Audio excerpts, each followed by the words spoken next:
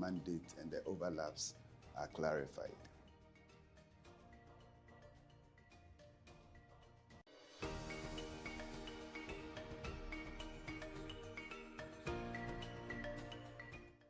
The minister also announced an increase in the growth and sustainability levy from 1% to 3%, with the sunset clause pushed to 2028. I think this will put a bit of strain on the mining companies, given that they are currently paying royalty of between 3% and 5%. And then adding this extra 3% growth and sustainability levy is a very, very demanding ask, because these royalties are calculated on gross production, not profit. Currently, they are also paying between 32% to 35% as corporate tax and paying dividend to the government. I hear the minister's argument that gold prices, commodity prices have done very well, and hence the government must cash in. Yes, that's true. Gold in particular did very well in 2024 with a 30% increase in price from 2000 to 2006 per ounce. But equally, the cash cost of companies in the extractive industry also went up during the year. So it really is going to hurt the industry. The government holds a golden share in all companies operating in the extractive industry, and this ranges from 10% to 25%. And unlike the ordinary shareholder, where you do not make profit or you don't get dividend when profits are not declared, with the government of Ghana's dividend, it is a guaranteed dividend with a number of the companies in the industry. So whether they make profit or not, they are required to pay a certain minimum dividend to the government. And which is why I would have thought the government could have taken advantage of that and put in measures that will boost production in the industry, so that they can cash in through royalty and the dividend. But the budget did not mention much about activities, initiatives, directives, incentives that will increase production in the industry. I also did not see anything around helping the industry increase their exploration activities. Over and beyond that, most of the big players in the industry have stability agreements with the government that insulates them from such increase in levies.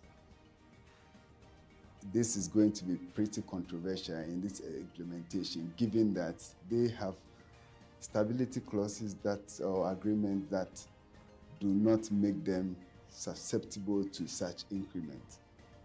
I think it will be worth having dialogue with the chamber to ensure that both parties come to an agreement and this becomes a win-win policy change for all parties.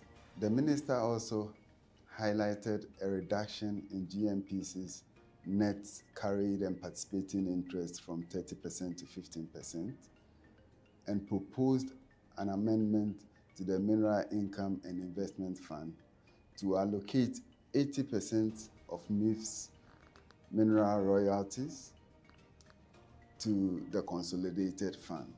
I believe these two initiatives is going to hurt those two organizations and will affect their ability to deliver on their core mandates. I don't think MIF will be able to undertake a number of the strategic investments that they are doing, and I know they do quite a lot of investments, including supporting indigenous mining companies, investing in them. I don't think with such a reduction they will have enough funds to do that. I also think GMPC will struggle to carry out a lot of the feasibility studies and exploratory work they are doing upstream. With such an initiative, if not well managed, we'll begin to see a decline in the findings that we'll be doing, because there wouldn't be enough funds to undertake such projects.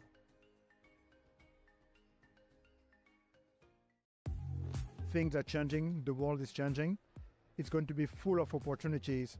Opportunities is with AI. We had a terrific panel discussion on the relationship between AI and sustainability and how it impacts economies and what companies should be doing. There's a very direct relationship between our investment in AI, creating operational efficiencies that allow us to do more with less, which is very much in line with a sustainability agenda. This is the first time since we started talking about sustainability that AI has actually taken a huge stride forward. Traditionally, technologists don't really talk to sustainability experts. And we've been working very hard on driving this through. Now is the time when everything is aligned and AI will be the mainstream. 12 months on, you can find that AI has now become front and center of a lot of what we are doing as opposed to an emerging technology. And there was also an interesting point made about how when we looked at two of our biggest issues today, technology and climate, they are not seen as different issues because one impacts the other. How can we work better together to actually leap forward on our target? And I think this is the time.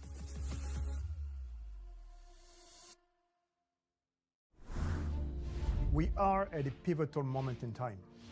Strong forces are at play. Cyber risk, geopolitical conflict, macroeconomic volatility, reshaping the world and our lives. The real game changers are generative AI and climate change. And despite the complexity and challenges ahead, there are also massive opportunities for businesses and society. These are the key factors at play, and they are impacting global development and guiding leaders' decisions on the necessity for reinvention. Topics covered in PwC's 28th Annual Global CEO Survey. More than 4,700 CEOs from around the world took part, and the responses paint a picture of those leaders moving quickly to capture opportunities for reinvention, and others who are maintaining business as usual. Overall, business leaders are enthusiastic about AI and are adopting the technology at scale, which could open the door to a historic opportunity for innovation and sustainable growth.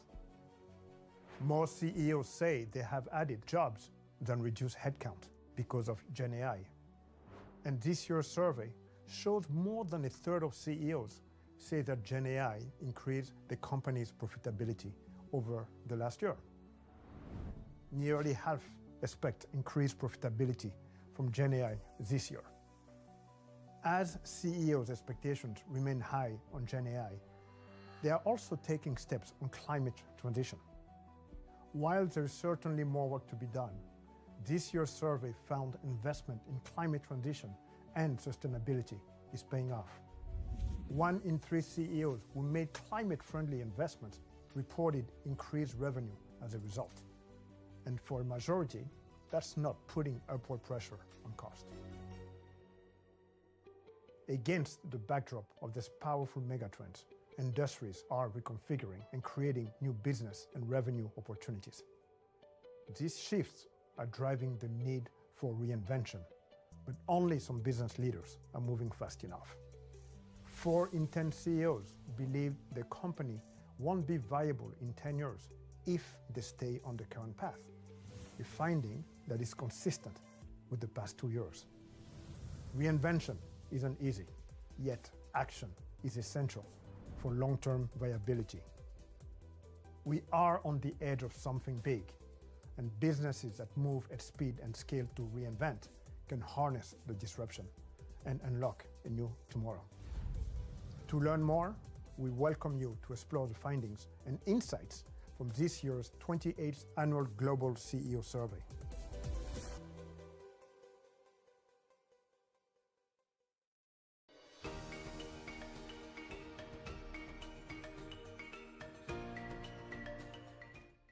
Generally, the budget reflected most of the initiatives that the president said Ghanaians were going to see. It outlined some key policy directives that cut across the various sectors and seeks to address a number of the challenges that the country is currently confronted with.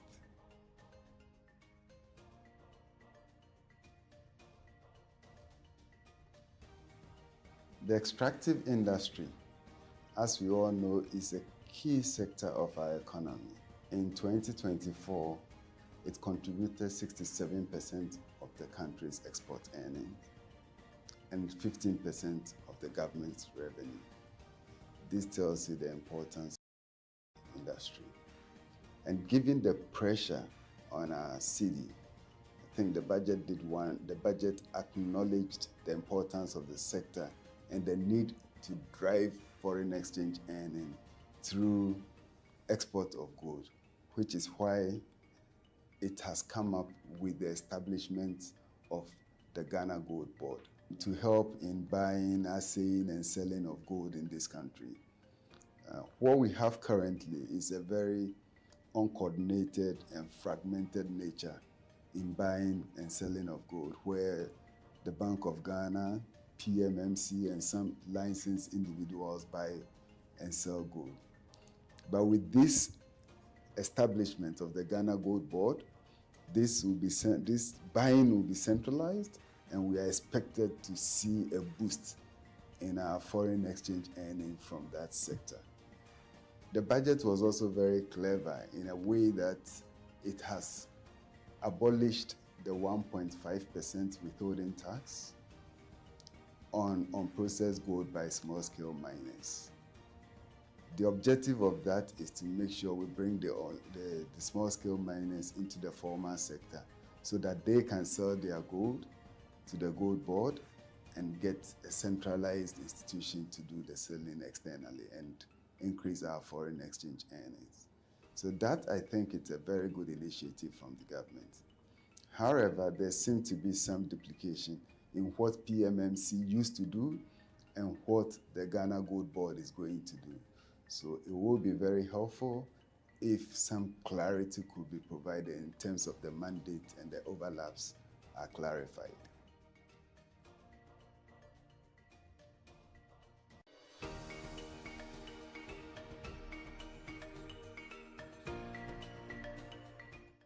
The minister also announced an increase in the growth and sustainability levy from 1% to 3%, with the sunset clause pushed to 2028. I think this will put a bit of strain on the mining companies, given that they are currently paying royalty of between 3% and 5%. And then adding this extra 3% growth and sustainability levy is a very, very demanding ask, because these royalties are calculated on gross production, not profit. Currently, they are also paying between 32% to 35% as corporate tax and paying dividend to the government. I hear the minister's argument that gold prices, commodity prices have done very well, and hence the government must cash in. Yes, that's true. Gold in particular did very well in 2024 with a 30% increase in price from 2000 to 2006 per ounce. But equally, the cash cost of companies in the extractive industry also went up during the year. So it really is going to hurt the industry. The government holds a golden share in all companies operating in the extractive industry, and this ranges from 10% to 25%. And unlike the ordinary shareholder, where you do not make profit or you don't get dividend when profits are not declared, with the government of Ghana's dividend, it is a guaranteed dividend with a number of the companies in the industry. So whether they make profit or not, they are required to pay a certain minimum dividend to the government. And which is why I would have thought the government could have taken advantage of that and put in measures that will boost production in the industry so that they can cash in through royalty and the dividend. But the budget did not mention much about activities, initiatives, directives, incentives that will increase production in the industry. I also did not see anything around helping the industry increase their exploration activities. Over and beyond that, most of the big players in the industry have stability agreements with the government that insulates them from such increase in levies. This is going to be pretty controversial in this implementation, given that they have stability clauses or agreements that do not make them susceptible to such increments. I think it will be worth having dialogue with the chamber to ensure that both parties come to an agreement and this becomes a win-win policy change for all parties. The minister also highlighted a reduction in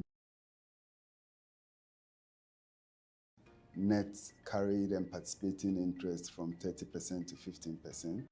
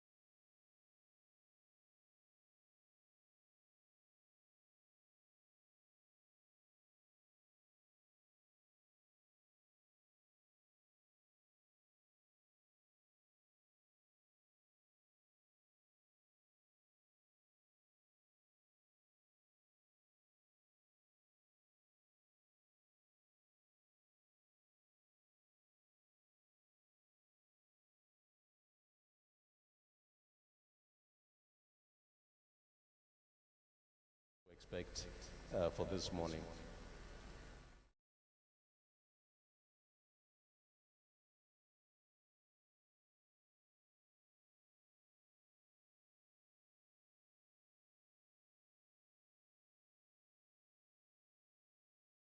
We have remarks from Honorable Minister Dr. Kesela Tuforsen, but actually Minister has just called in to say that he's stuck in Parliament trying to push some bills through. So Honorable Seth Tekpe, Presidential Advisor on the Economy, has agreed to stand in for the Honorable Minister, and I'm sure we'll all learn a lot from his perspectives or the government's perspectives on the budget that has just been read. Then we'll move straight into a panel discussion, and then we'll wrap up around about 11 o'clock or so. Now, what we seek to do this morning is to offer as much opportunity for you, audience participants, to ask your questions, to seek clarifications. So we will keep the presentations quite short, and so that you can have as much opportunity as you require to obtain your clarifications. And for those online, please feel free to send in any questions or comments as we go through the process, and then the moderator will assist us to present your questions so that the panel can respond. So just before we get started, I'd like to acknowledge, I think I've already mentioned Honorable Seth Tekpe, former Minister of Finance and currently Presidential Advisor on the Economy. Honorable Seth, thank you for being here this morning. And then I'd also like to acknowledge Honorable Guzitano, Presidential Advisor on the 24-hour economy. We'll be interested to hear his perspectives. And we're expecting a couple of other distinguished guests. Maybe when they come in, we'll introduce them, but I'm pretty sure that they'll also have valuable inputs to make to our conversation this morning. So with that, I'll delve straight into between myself and Abeku, our very short presentation, which is in basically 4 quick sessions as set out on the screen. So just before the budget, we did a very quick poll of what people or the citizens or the business leaders expected and were looking forward to in the budget. So I'll give you a very quick run through of that, and then we'll talk a little bit about the economic performance and outlook as summarized in the budget statement that the minister presented last week. A little bit about the tax messages, and then we'll conclude and go straight to hear the remarks from Honorable Sir Tekpe on behalf of the Finance Minister. So I'll not spend too much time on the pre-budget survey findings. Suffice to say that it's quite a limited number of respondents, just over 130 or so, but a lot of them are business leaders in the C-suite category and across different industries. So in terms of what they're looking for, or they were looking for, which I dare say the minister touched on appropriately in the course of his budget, it's all about the macroeconomic environment. So the top 5 things that businesses are concerned about and are looking forward to the budget providing solutions to: currency or exchange rate volatility, the debt, strengthening of the cedi, which is basically tied to exchange rate, and then, of course, interest rates, and then a reduction on unemployment. So if you look at the top 5 things that businesses are concerned about, these are them. And I think in his comments when he prefaced the reading of the budget, the minister did indicate that his own consultations had indicated that exchange rate stability and inflation, I think, were the 2 key things on people's minds. And I think in that context, he got that right. So taxes, I think this is nothing new.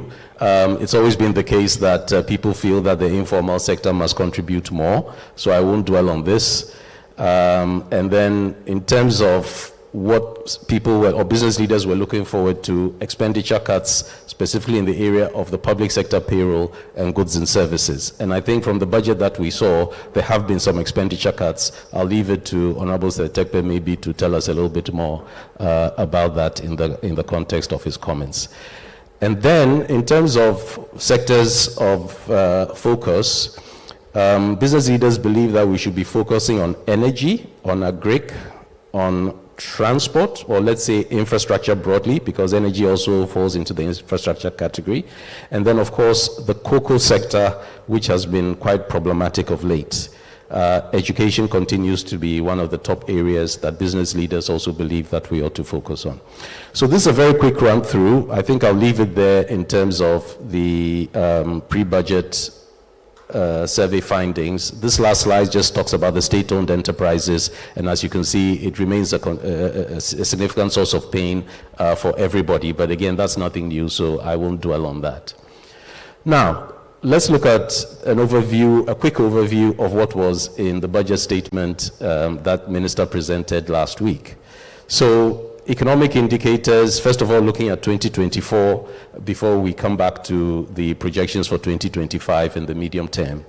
So provisional results for 2024, the last row on this chart indicates the GDP growth rate for Ghana, and as you can see, the comparisons against the other global indicators. So 5.7% for 2024, boosted largely by mining, or the extractive industries, but also, to be fair, the services sector, ICT in particular, also recorded very strong growth. So all of that pushed the GDP growth rate to 5.7 against a much significantly lower target. If we look at the sectors, and you can see it here, if you look at the 2024 column, the industry sector, you can see, recorded a 7.1% growth rate. And embedded in industry is the extractive industries. So mining, not so much in 2024, but oil and gas is also in there, construction, quarrying, All of that is in the industry subsector, which, as you can see, was a significant contributor to the growth in 2024. And then services continues to record strong growth at 5.9%, 5.7% in 2023. Agric still lagging somewhat, and I think cocoa sector had a lot to do with that. But maybe when we get into the discussions, we can unpack that a little bit more. And then you see there the projections going forward for each of the sectors. The 2025 overall GDP growth rate is targeted at 4%, but you can see the different sectorial contributions in the chart. I'll not spend too much time on this chart because we all know this and we've seen this in different presentations, but this is showing the inflation. The targeted inflation rate for 2025 is 11.9%. We finished 2024 at 23.8, close to 24%. So you can see that we have quite a task on our hands to drop it all the way to 11.9, let's say 12% by the end of 2025. And then the deficit, a key indicator, this is on a commitments basis, I believe. So we're hoping to close 2025 at 3.1%, the overall deficit, 3.1% against 7.9% estimated for 2024. And this is on a commitment basis, and I'm emphasizing that because government does its accounting essentially on a cash basis, so sometimes you need to ensure you're looking at like for like. So on a commitment basis, we are hoping to come all the way down from 7.9% to 3.1%. And then, of course, the interest rates, which has been a source of pain for many businesses, we're also looking to reduce those significantly in the course of the year. And that's essentially what this next chart is indicating. So again, I'll not spend so much time on this. The rates have been coming down, but the issue is how sustainable it is and whether we can continue to push them further down as we go through the year. Debt has been a big source of pain for us in the last couple of years. I mean, it always has been, but of course things came to a head in 2022 when eventually we had to enter into the sovereign default situation. So the chart on the left, the line graph shows the level of debt, the level of public debt as a percentage of our GDP. And thankfully, it's going in the right direction in the sense that it's reducing. But unfortunately, that's not because of our own efforts. It's basically because we renegotiated the debts and our creditors had to take a haircut. So obviously, as the debt stock reduced, then the ratio also reduced. So that continues to be a source of worry for many businesses and for all of us in the economy in general. And then, of course, the reserves have picked up nicely.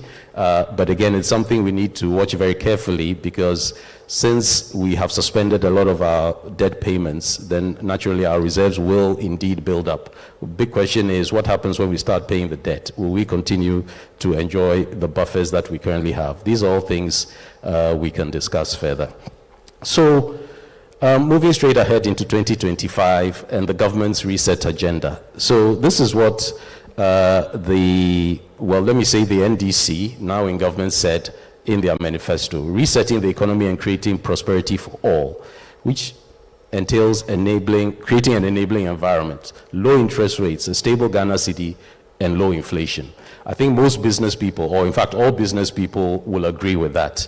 So that's the statement of intent. So the big question is, how are we actually going to do that? And hopefully this morning's discussion will help us understand the how. Because the objective, I think we can all aspire to, we can all sign up to. The big question is the how and whether we can actually stay the course. So in terms of what the budget or the minister put on the table when he read the budget, there are a number of key reforms that are targeted towards the economic recovery. So rationalizing government expenditure and eliminating wasteful expenditure. And I think we can again unpack that a little bit more in the course of this morning's conversations. Optimizing domestic revenue mobilization, increasing the share of domestic capital expenditure, reducing public debt, reducing the deficit progressively, because obviously you can't do it all in 1 year. And then basically restoring confidence in the economy. I think we'll all be, or we are all pleased to see these objectives. Again, the question is how we're actually going to do that, which we'll come to in the course of this morning's discussion.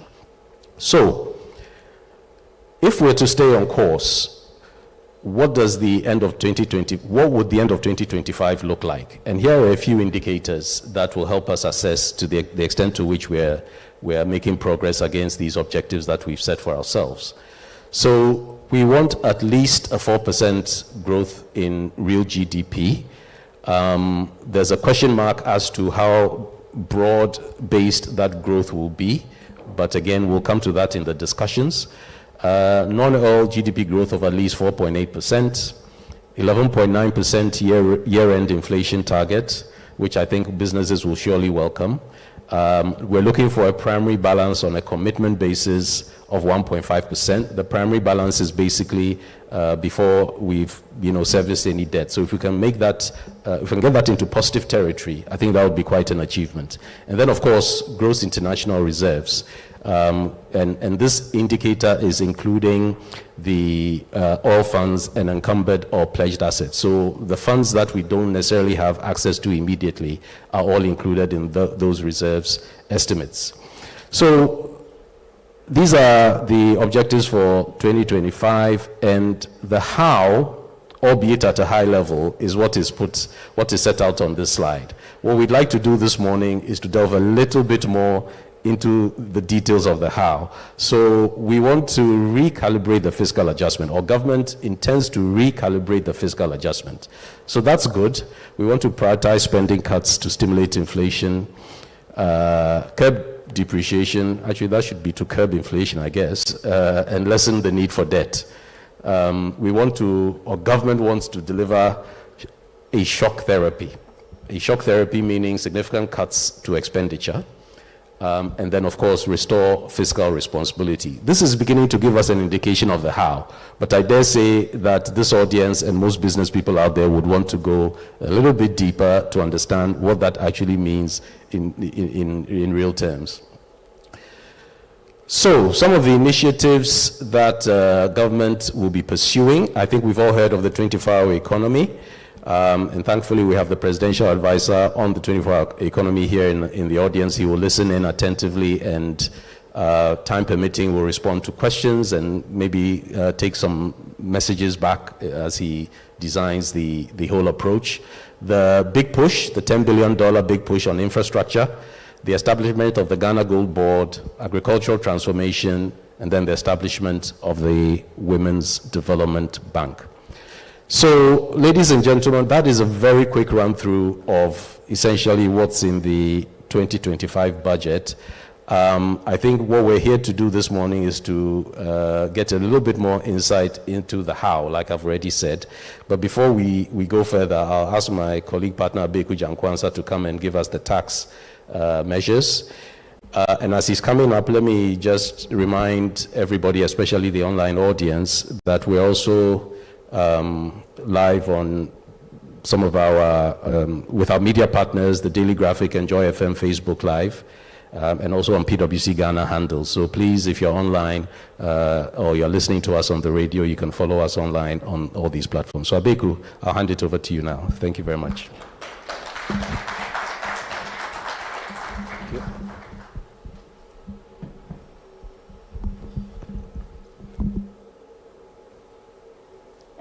So thank you, Vish, and we'll continue to have the tax-related conversations. We do this just to ensure that we all get involved in the conversation, and then we can all be active citizens. So as we said, about this time last week, the finance minister, on behalf of the president, made his budget known to the people you and I voted for. And in that budget, he clearly said that Ghanaians have gotten to the point where we don't just want to have an increase in tax conversation, but we want to have a cut in expenditure conversation. And the minister went on in his paragraph 243 to say they agree with it wholeheartedly. So let's assume that is correct, and let's proceed on that basis. So going into 2025, we the people of Ghana have a plan. to spend about 281 billion. How does that compare to the income you and I generate? That compares about 20% of the income that we collectively generate. We're going to channel that to our common expenditure. All right? Moving on from there, the natural question, and as Rich said, is the how. And my people will say, and we'll try to break this down because we know certain persons may be following who are not tax technical persons. The how, my people will say, Kwan in chain adie eyefe, by edisikaneyo. So the money that we need will be coming in from two principal sources: revenue and grants and debt. So on behalf of the president, the finance minister says that 80% of this will come from revenue and grants, and we will borrow to the tune of 20%. As to whether that is high or low, those are conversations that we need to have. Within the revenue and grant, tax would constitute 68% of the expenditure envelope. So we want to spend 281, we'll be raising 190 billion, and when you look at that, that constitutes almost 70%. Is that where we want to be as a people of Ghana or not? And as Rich told us, the minister is caught up in parliament, and they are representing us. So if you have your parliamentarian's phone number, you can call to have a conversation that I've seen this. We think there should be an alteration before it is approved so that we all become active citizens. Others would be about 12%. And Vish mentioned that I will be focusing on the tax aspect. Why? Focusing on tax because you and I will pay the taxes. So whether you are in the public sector, the private sector, you would have to contribute the taxes. 35% of what we expect to spend will be financed by income-related taxes. Goods and services and international trade, which people will call indirect taxes, also constitute in total 35% of the expenditure. So in essence, direct taxes, indirect taxes are going to be contributing approximately the same. And the question is why? Our economy is highly informal. So the state obviously cannot just depend on direct taxes. Refunds, we'll be having a conversation. 3% of the equivalent of expenditure would be refunds. So having set out this background to inform the conversation that we're going to do, what are those new tax measures that the president gave instructions to the Minister of Finance to present on his behalf to our parliamentarians? And those are the things that we are going to discuss. But before that, we should remember this.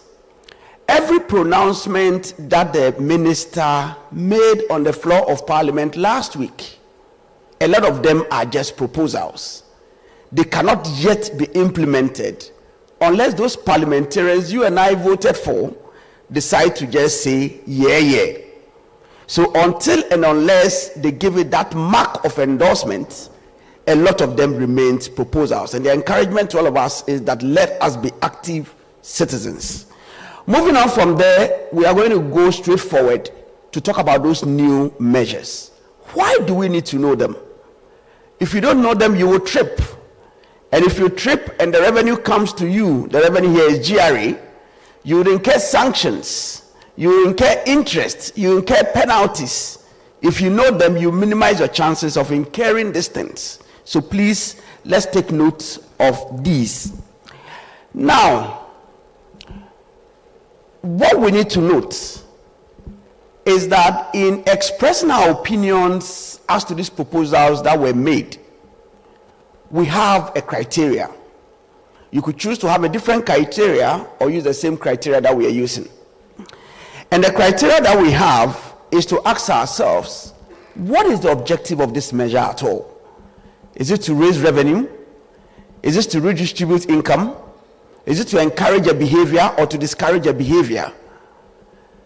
Can this be easily implemented? And lastly, can we easily avoid it? So as I go through these measures, please follow us and think along those lines. That for each of these new measures, what is government really intending to achieve? And in that respect, do we even think that those things would be achieved? Having said that, on withholding taxes, government says, I am planning to bring in 3 different new withholding tax changes. The first is that the income that you and I earn as residents, persons in Ghana, they would increase the threshold before we actually start paying positive taxes. So even if your employer, whether government or a private sector employer, chooses not to even increase your salary, what would happen is that you will see a marginal increase in your salary. How is the minister going to do that? The minister is going to present a bill to Parliament for Parliament to consider. As PwC, our proposal is that, looking at what has happened in the past, even including last year's presentation, whereby you all know that the tax table that we are using has an error, can we change the practice of having to send bills to Parliament just on grounds of change in minimum income tax level? Can we simply insert a single line into our law to say that the income levels up to the minimum wage is exempt from tax? That stops us from having to go to Parliament every time and waiting for GRA to come and save us last year, as they did, by attempting to correct an error which the executive made, Parliament made, and we all made. And the truth of the matter is that we are humans. We have our frailties. So if we can avoid things that will give us errors, let's avoid it. So we hope that this time around, the minister going to Parliament to give this effect of the minimum income tax or the minimum wage wouldn't go in with a new tax table, but rather just insert a word to say that this amount is exempt so that we can have an automatic adjustment. The second thing in terms of withholding, which is going to happen, is the whole issue around lotteries. Now, before you say that, oh, I don't bet, I don't do lotteries, the law that created a whole lot of conversation in the media last week was just because some people did not pay attention to the text of the law. In our law, lotteries is defined to include betting, gaming, and other games of chance. So it is not just what NLE does. So if you engage in a promotion as a business person, and people are engaging in chance stuff, and you need to get approval from the Gaming Commission, then even though you may not be a registered gaming company, you would have compliance requirements in this particular area. So it goes beyond just the lottery, the gaming, the betting, to even what we do as private companies. So this is good, because anytime there's a change in withholding procedure, businesses are saved. And the reason is simple. If you don't comply, there will be sanctions. But as to whether it is good for our criteria, we'll leave it to the audience to determine. And I'll remind you of the criteria. Is government intending to raise revenue? By taking this off, you are not intending to raise revenue. Is government intending to be fair? The question is, why should somebody bet and get income and not pay tax, and somebody decide to work hard and pay tax?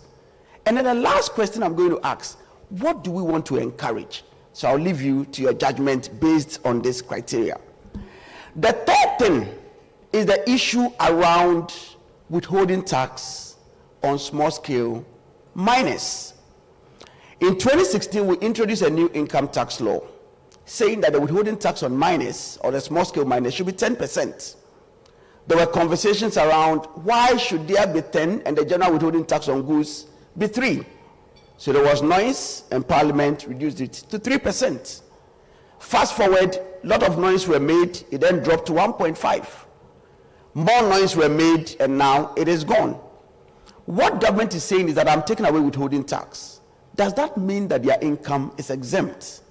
That's probably further information will come from government for us to know. On the other side, if the income will truly be exempt, are we saying that we want to treat it as what we do to the income of a cocoa farmer? to say that the income of a cocoa farmer is exempt, so the income of a small-scale miner should be exempt. Mind you, Vish mentioned that we're going to set up a gold board. Is that the equivalent of cocoa board? And to what extent are we going to regulate so that the state gets a margin on the sale? And I'll leave the audience to discuss that later. Having addressed these three areas on withholding tax, ending with the small-scale miner, on the other side is the issue around growth and sustainability levy. So we say that while a small-scale miner is potentially going to be exempt from income tax, potentially, if you're a large-scale miner, we would rather increase. On one breath, the gold price is going up. Is it the same for the small-scale miner? How does it sit with the equity conversation that we are having? And I'll leave this to the audience to discuss. Now, GSL is not, in its essence, a new tax. I will take you back to the President Kufuor era. We had what was called the National Reconstruction Levy. Fast forward, we changed its name. We now called it National Fiscal Stabilization Levy.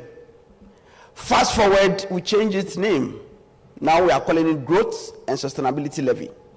In all these parts, it is essentially a function of accounting profits. At a point, we expand the base by including more entities, etc., etc. In all these times, we call it a temporary levy. A temporary levy which has gone a quarter of a century. Is that really a temporary levy? Those are the conversations that I want us to avert our minds to. Mining companies already pay a percentage of their production by way of royalties. Could you have made their life easier by saying, I'm increasing your royalty rate, rather from whatever it is, by adding 2 more percentage points? And why is this preferred to the issue of what government is intending to do, looking that temporary tends to be permanent? What government is intending to do, moving it from 1 to 3, you say it's just 2%. Hold on, that is 2 times more than what they were previously paying. 200% more than what they were previously paying. Whilst for the small-scale miners, they are potentially going to be off the band. The point that we want to raise, and you can reach out to your MP to have a quick conversation, is that we are planning to increase the GSL by 5 times what we made in 2024. How likely is that going to be? Are we expecting a very big boom in mining so that the extra 2% will be the catch for that extra 4 or 5 times conversation? The next one that we'll do, having laid those ones for you to begin thinking about, is that we're going to contrast our VAT base. How are we going to do that? 2 ways. One, we want to further exempt some things like medicines, like raw materials to produce medicines, from VAT. And then on the other side, we are saying that motor vehicles should be exempted from VAT in respect of their insurance premium. Let's break down the two. VAT is designed to be a broad-based tax. The moment you start contracting them, you are affecting the efficiency of that tax to raise more revenue. But then there are reasons why we contrast them. So we can understand that if we don't have life, we can't even be here to have a conversation. So that's okay. We can accept the VAT on raw materials to produce drugs or essential imported drugs. What about the premium on vehicles? Our view is that we don't agree to that. If the concern is on the truck driver, we can change the law to say, or make the law say, that premiums paid by a truck driver is exempt from tax. Or can somebody buy a very big car, have his or her premium exempt, and the truck driver also exempt?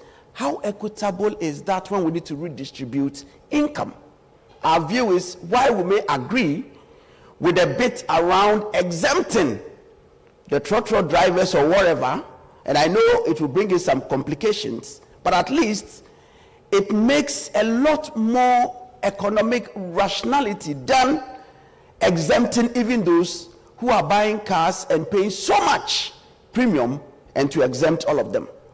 For the insurance companies, mind you, because we are taking one bit out, which is premiums on motor vehicle, we're actually complicating their VAT compliance procedures. So we hope that government will think about that. On the side of the VAT exemption is the issue around general exemptions. So government says, I will relook at my Exemptions Act. Is that a good thing? Yes, we need to look at it because the people of Ghana have consistently complained that we give up too many exemptions. However, 3 years ago, our parliamentarians spent time to pass a law we call the Exemptions Act. And that law had an interesting provision to say that anybody that comes to our parliament to say that your exemptions is not enough. So whilst we all operate with the general exemption, you need more. The state will say, come and let's sit down. Let's look at your business and let's take a non-participating equity interest in your business. If after 5 years, your business has done well because the state have made an investment in you by giving you tax exemptions, then the state will say, give me back, or you can say, state, take back your money. We value the company and we pay you back. And the state will not take an active participation. During the finance minister's vetting, he did confirm that parliament has done one. Our view is that from 2022 to 2024 or 25, one is not sufficient. So please call your parliamentarians and tell them that going forward, any exemptions that come with the people of Ghana will check. And if there's a reason why Section 15 was not applied, we would ask questions. And if it is reasonable, we'll support the granting of those exemptions. And remember, we need money to do the big push.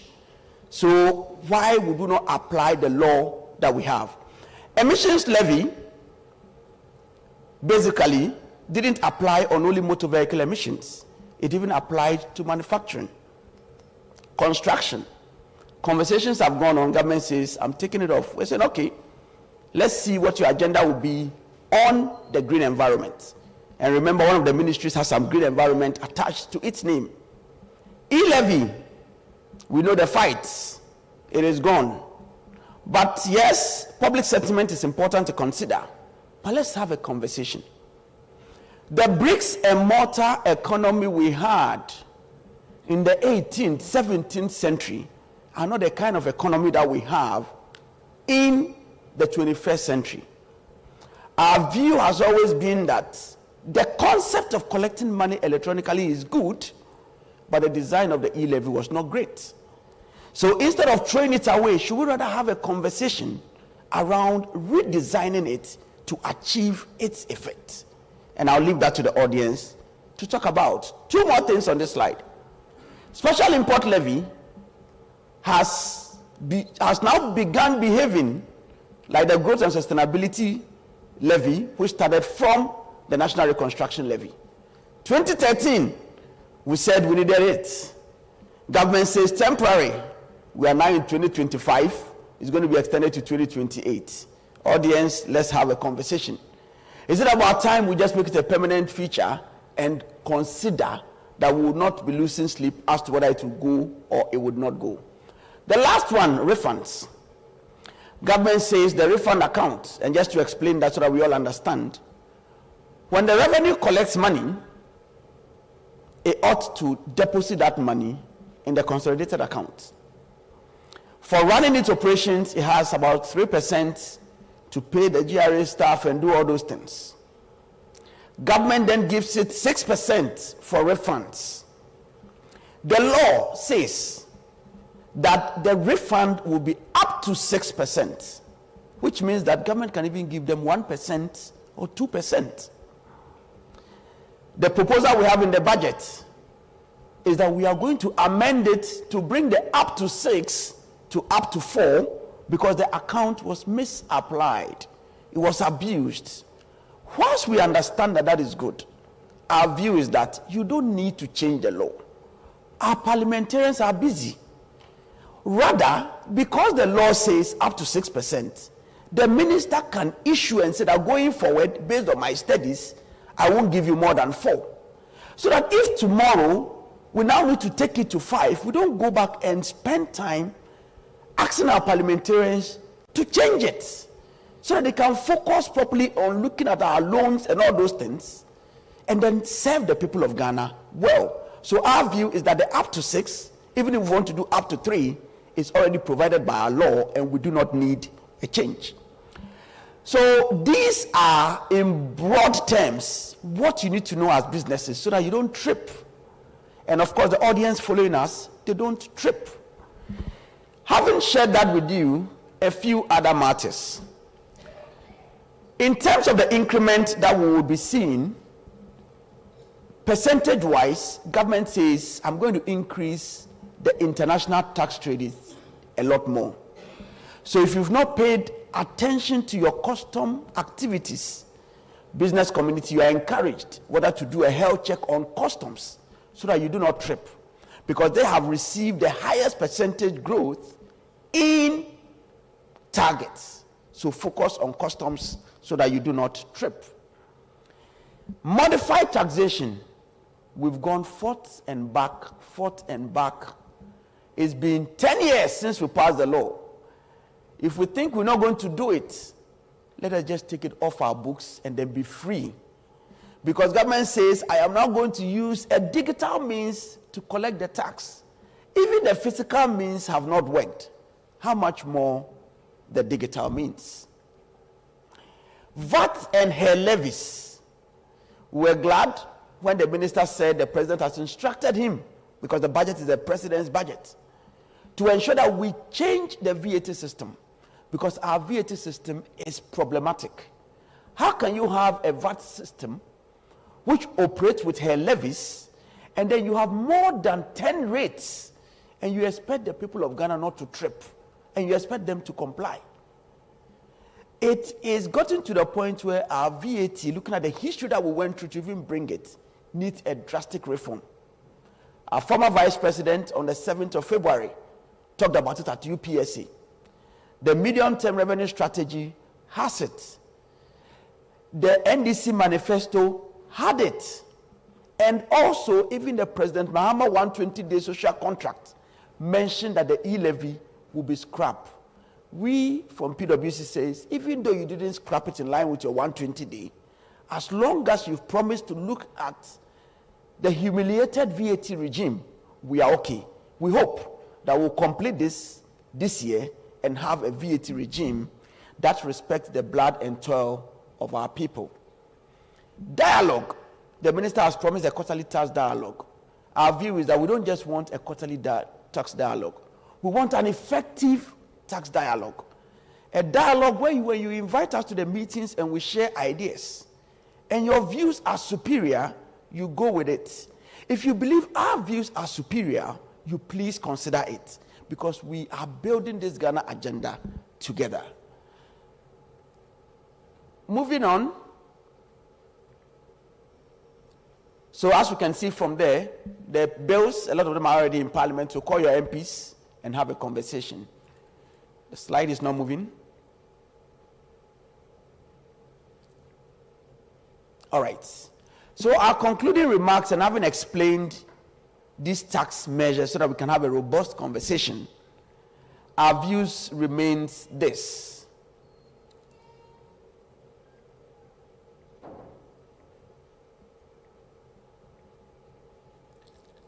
All right. So our views remains this. Oh. Okay, this has changed. All right. So our views remains this, that we believe that the budget in itself has laid and presented some good fundamentals for us all to have a conversation to build that Ghana we want. So on this note, I don't know whether to hand over back to Vish or to go straight to Aisha. Sorry, to hand over to the presidential advisor on the economy to give the president's remark. Thank you very much.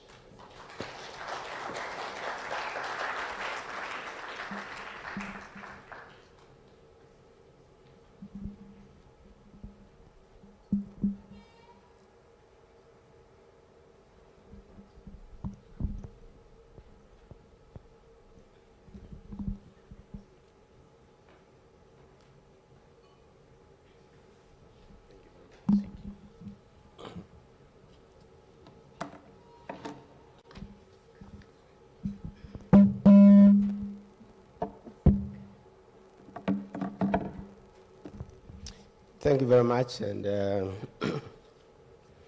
and good morning to everyone here. Let me extend apologies of the minister. It's been explained already. I'm representing the minister. The president finished his job with the SONA, and so it's down to implementation. But we all represent the president, so I do accept. I'm therefore playing a dual role, just to give some highlights on behalf of the remarks on behalf of the minister. But I believe that I'm also a panelist, so some of the points that were raised in the overview, we may want to defer them to when I take my place among other experts, I presume, to discuss the budget and the comments which were just presented. Yesterday, some of you, particularly online, may have heard me take a look back. And so pardon me if I repeat it, some may be in the room here. And I go back to post-ERP, SAP, Economic Recovery Program, Structural Adjustment Program, which ended with the 1992 Constitution. That was a major, major correction. And I would hope that the changes announced by the minister would be, for us collectively as Ghanaians, will be taken seriously, so we do not have to go further down before we go to that era. Coming into, the present Fourth Republican era, if I may just draw the line there, that was a period of putting an end to even distribution of essential commodities, liberalizing the economy, particularly utilities, and the rest. But the one point I made yesterday was that period gave us 40 years of positive growth. And it wasn't until 2022, 2020, that's a HIPIC period, that we came close, 0.4, to experiencing negative growth. So there's something positive about, the fact that, we had implemented many counter-cyclical policies. You may want to call it 16 IMF programs or 12 IMF programs. They were counter-cyclical in introducing expenditure tax measures and the rest to do a correction anytime we went down. And this was the reason for the homegrown policy, that why don't we pick from this, to have a homegrown, solution to our problems. And the other counter-cyclical measure that we introduced for ourselves, post-ERP SAP, was to take part of the oil revenue, which is new to the budget, and therefore not encumbered, and set up a stabilization fund, so that when the times are good and the oil boom or petroleum boom or cocoa boom, whatever it is, we put some money aside, and then when times are bad, we use it, to resolve the problem, because that's basically what we're doing going into an IMF program. And whilst I'm at this, let me introduce a concept that came out of that era, which is that anytime we went into an IMF program, we actually introduced two taxes, which have been consistent until now, as my professional colleague Abeku mentioned.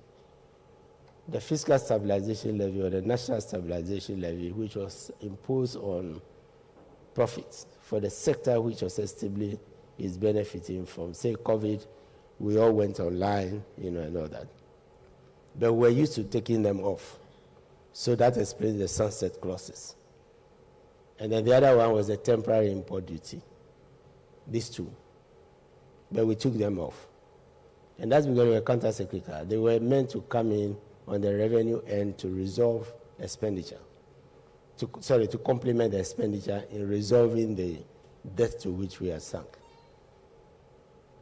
Now, together with the stabilization fund, we may therefore have a mechanism, for addressing counter-cyclical policies and stop the introduction of many levies. One of the gifts from ERP SAP was also value-added tax.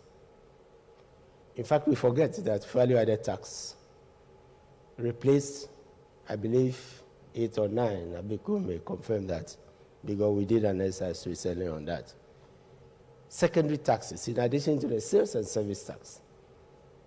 So the value-added tax was meant to actually bring an end to all the small taxes that were clogging the system, compromising both administration and compliance.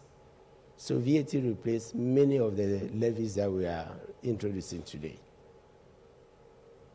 And it has not increased the levies. You may count them to 20, you may count them to 17, whatever the number. They have not increased the tax to GDP ratio substantially. If anything, the peak was 2015. And 2015 happened to have come 2 years after 2013, when we did the first major review of the VAT. That is that act, which had a modified tax, for the small entities, that is, in lieu of both the presumptive tax and the threshold, the flat rate, so that we settle and have something, for the small businesses. They pay the tax in lieu of this, and that will be the end. They don't have to file. Of course, you can file voluntarily. So if we do another correction 10 years on to the VAT, I would hope that we'll keep it stable. The beauty of the VAT is it is one of 4 stable tax sources for the country. Anything else is minor. And I think the computation showed that, I was doing a quick addition, about 70% of our tax revenue comes from these 4 sources. The income tax, which everybody has to pay, whether it is employment, profits, a self-employed company, income tax on the income side. And the second is the VAT, which is why we introduced the VAT and abolished sales taxes, service taxes, and all of those. And that's on the expenditure side, consumption tax or expenditure tax. These are the 2 broadest bases. Unless the law exempts you, unless the law gives you a threshold, the argument with the threshold, by the way, my professor colleague, is not addressing only the exempt income tax, which we have always hoped, I agree, to equate to the minimum wage, or the base pay. There's also the base pay. The minimum wage, base pay for the public sector. It also addresses the bands, because it's a counter-inflation issue. So the bands within the 5%, 10%, and the rest, if you don't adjust them, annually, ideally, some countries do indexation to inflation, and therefore when you index it, it means the rate of inflation will determine those bands. You would experience what we professionals call the bracket creep, because you wouldn't be adjusting the bands, which would have been eaten away with inflation. You will be imposing more taxes on the real income, of taxpayers. And this is the extent to which maybe we should go to Parliament annually. If we have a criteria indexation, or as was suggested, to minimum, of course, it will reduce the work of Parliament. But this is one area our representatives may want to be involved, because it's only Parliament that has to pronounce on tax, issues. So, having said this, briefly, let me come to the modern era, which is one of the major things that happened in the Fourth Republic was HIPIC. And I mentioned this yesterday. And as was alluded to by previous speakers, HIPIC forgave our taxes. But the burden was borne by foreign taxpayers who contributed revenue to be given to us as loans which we did not repay. I want to put it as simple as possible. So we had debt forgiveness. Fast forward, we have defaulted. Part of the debt was suspended, but unlike HIPIC, part of the debt was forgiven, but unlike HIPIC, part of the debt was suspended. And so if we are looking at the trajectory and we are looking at 61% and whatever, I would hope that the harms, when the time comes, which has started, for us to pay the suspended debts, it would increase, the debt to GDP ratio. Unless we work hard, to refinance and put in, incidentally, I mentioned the stabilization fund. Incidentally, that stabilization fund, which was contributing to a debt repayment mechanism, you cannot continue borrowing, whether you are an individual, you are a household, you are a business, or a government, and not have a plan for repayments. In all four cases, something will happen. It may not be your fault. It may be for some reason, but either your car will be taken away, your house will be taken away, if it's a mortgage, whatever it is. Or as I'm fond of saying, for those whose parents, borrow to take us to school, if you don't repay, the community will get to know, and you may not go to school the next, semester, because the loan that was taken from an uncle, from a brother, or from whatever was paid. So debt repayment is a must for us as a nation. You may call it sinking fund, you may call it debt repayment. The sinking fund, by the way, is in the Constitution. It only says the government may. Some have the view that it is time, given the default, that the government shall. And yesterday there was a suggestion that it should be within a ceiling and a floor, which is actually what we were going to propose with us at 50-55, which is a floor and operate within. Within 5 years or so, all that you'll be worried about is to what extent has my debt gone beyond 60-65. But if you want to become a Botswana, which is now AAA minus rated, then you may want to live within 55 and 60, as a floor. And the benefit is you go to the market and you borrow. And as I said yesterday, I heard it on Joy FM again, borrowing is inevitable for us as a middle-income country, because we are going to lose concessional financing and we are going to lose grants. We've started losing it again already, and that is when we became middle-income country on account of, 1, HIPIC, 2, expansion of the financial services, which has now become services and overtook agric, rebasing, and the discovery of oil, to which lithium and others may be added. It gives us an opportunity to address the things that plague the economy, a counter-cyclical fund, a debt repayment, and if we are doing well, savings for future generations, which is a heritage fund. I'm giving the rationale again for the Petroleum Revenue Management Act.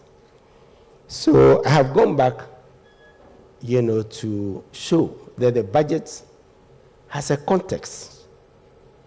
The budget has a historical context, including some of the measures that will stop stabilization flowing into debt repayments, contingency fund. Every country has to have a counter-cyclical approach to managing the economy, putting money aside to resolve some problems. We started putting money aside to pay down our sovereign bonds and the rest, before Rwanda. But Rwanda is now repaying their bonds. Botswana is repaying their bonds. And that's why they are moving. Ethiopia, they are repaying their bonds. And that's why they are able to borrow, effectively. And their ratings also remain. As a middle-income country, we are not going to be treated. And yesterday I said that I was a minister. It's an official notification. I was a minister who received a letter from the World Bank and the African Development Bank, our own bank, telling us we have become a middle-income country, and therefore we cannot borrow for 40 years with a 10-year moratorium, We can only borrow for 25 years with a 5-year moratorium. That's the concessional financing some of us talk about. And then came in the development partners. And if you have become a middle-income country, then you are required to cater for yourselves because there are conflicts in other countries where we are engaged. So if we are shown the sources of revenue, you see that by the time Abeku got to the end, grants were minuscule, virtually gone.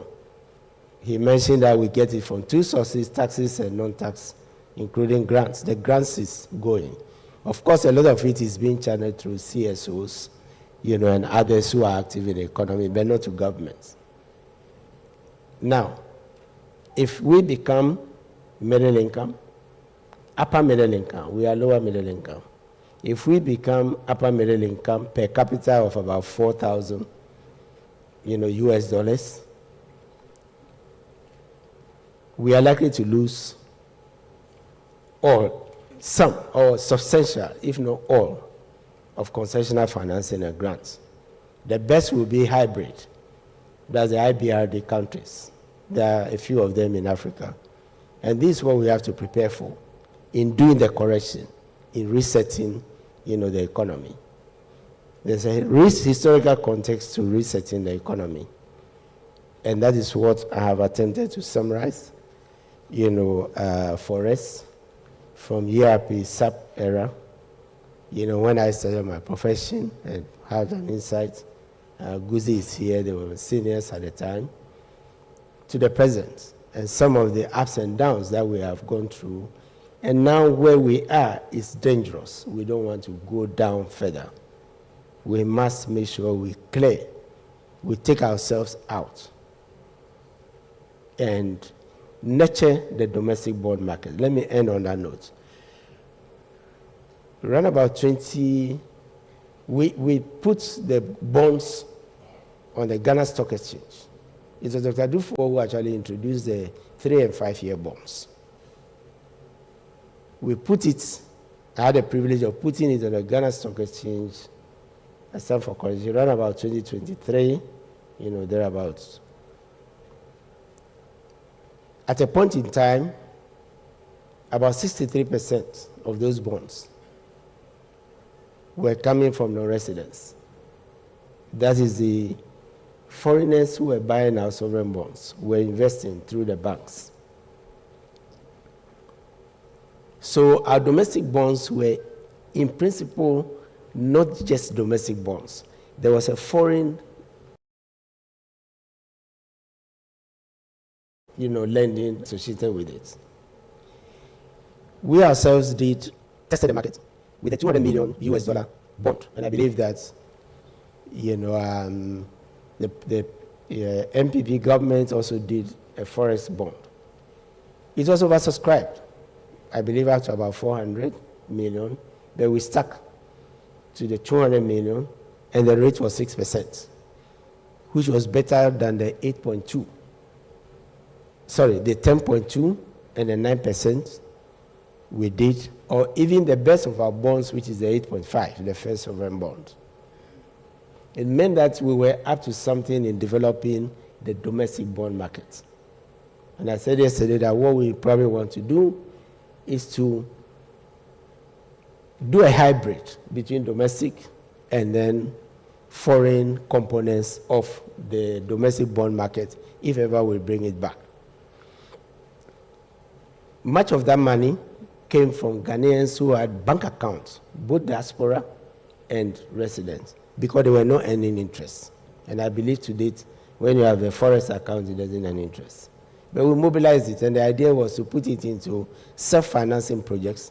Self-financing is the project, the income will pay for it, which is the principle behind, the Terminal 3, the pipeline, the gas processing plant. It is the oil that's paying for it. It is the airport tax that's paying for it. So the idea is to channel it to projects, preferably those that generate forex, so that we can use it to repay the bond. So if we have done damage to any bond market, it includes our own domestic, financial markets, which is the stock exchange. We are going to continue with municipal bonds, which every country uses to develop. We would have used to develop assemblies, because that's what many countries do.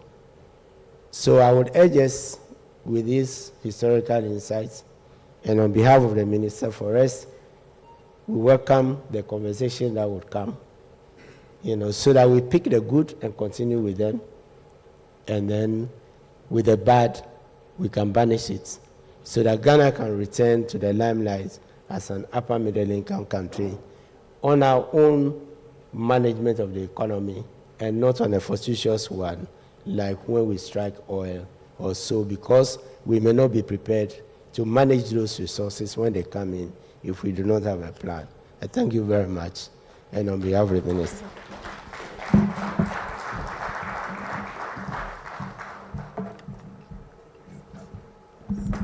Thank you very much, Honorable Setekpe. Good morning once again to us all in this room and also to our online viewers. You're welcome to today's discussion. I'm going to quickly invite the rest of our panel members. Let me quickly introduce myself. My name is Aisha Bedwe Ibe. I'm the tax leader here at PwC Ghana. I'd like to invite to the panel first guest, Nora Bannerman Abbott, CEO, Sleek Garments Exports, and she is our AGI representative today. Can we please put our hands together for Nora Bannerman Abbott as she takes her seat on the panel. Next person I will call is Mr. Dan Akwe, Executive Director, Agri-Impact Consult. He is representing the agricultural sector for us today. Can we put our hands together as he takes his seat, as he gets ready. Next, Mr. Kofi Finn, Managing Director of Petra Financial Services. He's representing the financial sector today. Kofi, please take your seat. And last but not least, my partner, Hefron Abuaji, who is in our assurance practice, PwC Ghana, and he is our PFM expert. So can we put our hands together as Hefron takes his seat. I think Mr. Kwe is having his mic put on, so I'll take my seat, the last seat. Hefron, you can take the seat. I want to take this seat so I can see all your faces, and I don't have to be stretching my neck. So we'll give Mr. Kwe a few minutes as he gets mic'd up. Can we put our hands together as he takes his seat? Thank you very much for that. So we've had quite a discussion this morning, and Honorable Setekpe has shared some insightful thoughts with us. I think the one that stuck with me the most is that Ghana is now a lower middle income country, and so with every blessing we have a responsibility. No more access to long concession loans. And maybe I'll start with Mr. Kwe.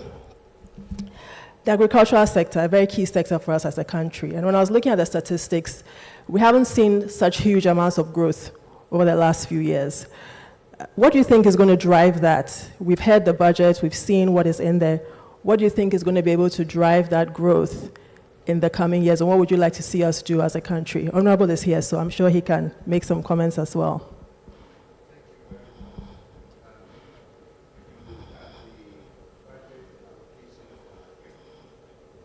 Can we help him with the volume on his mic, please? Thank you. Thank you. Yes. If you look at the budget allocation to agric, you will realize that out of a total budget of about 279 or so billion Ghana cedis of this year's budget, 1.5 billion is allocated to agric. And when you study the budget as is presented by the Honorable Minister of Finance, one of the key drivers of the economy is the introduction of the Economic Transformation Agenda, ETA, which is anchored in agriculture. Now, if you are going to transform economy and only 0.54% of your budget is allocated to the industry that is going to bring that transformation, then definitely you will realize that the economy will be hanging on weak anchors. So the point I'm making is that the budget allocation to agric in this year's budget is very insufficient. 2, in 2024, the budget allocation to agric was about $5 billion cedis, which represented about 2.2% of the total budget. In 2023, I think it was about 3-point-something billion Ghana cedis, representing about 1.8% of the total budget.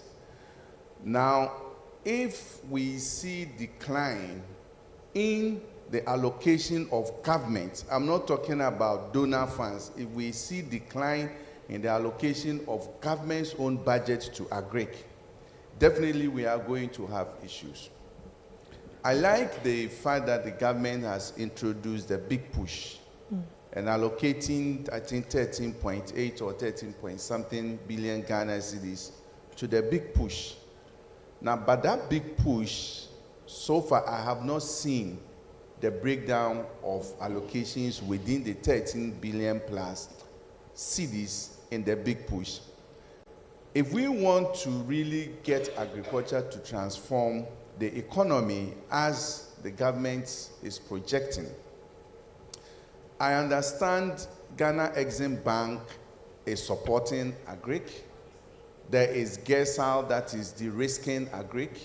There is Ghana Export Promotion Authority that is also supporting entrepreneurs in the agric sector to boost agric. And we have the Development Bank of Ghana, which is also investing into agric. What we don't have is who is investing in agricultural infrastructure.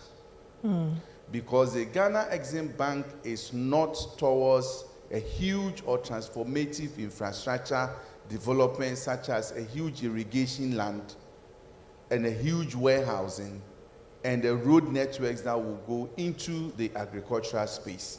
So that gap is there. We have seen Get Fund, which is supporting education. We are seeing Cocoa Board. We are seeing the Gold Board. And a number of funds that are allocated towards specific sectors. But there is no fund allocated towards the agricultural sector. And we have issues of climate change. And for example, if you take northern Ghana, which has only one production season, sometimes after June or July, if a farmer does not plant, you should forget it. Last year, there was an issue of delay in the rain. Most of the farmers lost more than 90% of their crops. And they are not going to grow again until the following year, June or July. They are not planting. If you look at the population of Ghanaians in northern sector, and 70 to 80% of them being in agric, and they cannot produce, definitely when you are talking about economic transformation, it might only affect few people. So what do we do? There are a number of things that are going on that Honorable Minister can consider and accelerate and scale. There was an introduction of the enclave and cluster approach, where government is investing in strategic infrastructure. What we don't have in those enclave approach is what I call the agri-enablers. The agri-enablers, for example, if you want young people to go into agric, we provide funding for hostels in schools. And I keep saying that we are investing in the supply side of our labor force. But we are not investing much in the consumption side of our skilled labor. So now we have a good policy of giving tuition-free or fee-free for tertiary, first-year tertiary students. Fantastic. What is the equivalent investment that we are making in the consumption of the skilled labor that will come out when we have supported these young people? Okay. And agric is one sector that employs most of the people, both in the peri-urban and urban areas. So investment in agricultural infrastructure and agri-enablers are critical for us. As for the private sector support, yes, we know there are schemes to support the private sector, but the heavy lifting, which if a private sector should add to its investments, automatically the benefit of that investment turns negative. Okay. Has to be borne by government. Thank you. And these are the areas that we will expect Honorable Some more Minister to investment. relook into the budget. In the big push, can there be big push for agric, big push for irrigation, big push for post-harvest systems? 3 years ago, we had the opportunity to do a study funded by the Danish Embassy, and we're looking at the post-harvest investment in selected commodities in Ghana.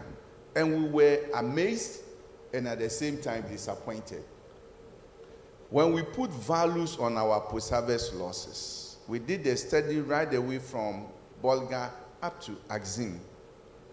The post-harvest loss for yam alone was over $300 million per annum. Post-harvest loss for yam alone was over $300 million per annum. That's very significant. Let me just stop you there because Okay. we need, thank you very much for your comments. I think that was very comprehensive.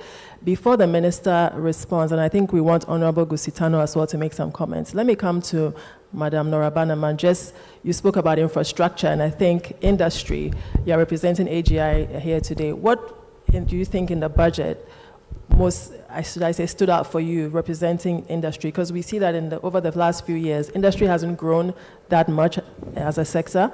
So was there anything in this year's budget that you think was positive or even, stood out to you for the industry sector? Okay. May I crave your indulgence to make this comment? Yes. That we all know that Africa, including Ghana, supplies 50%, approximately 50% of the world's raw materials. And therefore, creating jobs and generating wealth in Ghana should not be a problem. But I know not all of us are Christians. As the Bible says, a great and effectual door is open unto us. Which is this door? In every region in Ghana are actually natural resources that we can add value to generate the jobs and the wealth that we want to generate. But then we inflict upon ourselves what we are going through. How do we address this? It has to be a public and private sector partnership. And I feel that it begins each time with needed engagement, conversations. For instance, before any government draws a budget, there should be that deep dive, those critical conversations with the private sector. Because really, no economy can develop without the private sector. And AGI's expectation, and as we've done so many times, and if we go to most ministries, sitting on shelves are very critical contributions from the Association of Ghana Industries to support Ghana's development agenda over the years. And what our expectation is that government after government must really show focus on the national more than what a manifesto may present itself to attract the votes of the people, or at least give the people the confidence that government cares enough about food on their table. Now, what stood out for me, or for AGI, when I say me, I'm talking about AGI. First of all, we are happy that government has taken note of the importance of reducing expenditure. Over the years, we found ourselves crowded out of the financial markets, making costs of borrowing so high that within a lot of factories, and let me assure all of us that just as when I went into industry, into manufacturing over 4 decades ago, when there was at least 140 factories in my sector generating over 27,000 jobs, so are there factories in this country, manufacturing plants, that can supply every need of the Ghanaian. And most of them have excess manufacturing capacity. And it is so important that we look at how to make use of this. So critical. If we want to generate wealth, if we want to stabilize the cedi, if we want to address inflation. So we are happy to know that government has taken a serious look at reducing its expenditure. This will then bring down interest rates. We trust that it will lower interest rates and allow manufacturers, as in AGI. Now, when we talk about AGI, once upon a time, it was known as the Ghana Manufacturing Association because most of the membership are manufacturers. And if we look at our current needs, and if you visit factories, you would find that there are equipment that have been sitting idle that needs replacement. We need to retool. And also we need to modernize even the factory shells. And there's been talk about infrastructure. And yet, cost of finance is so high, has been so high.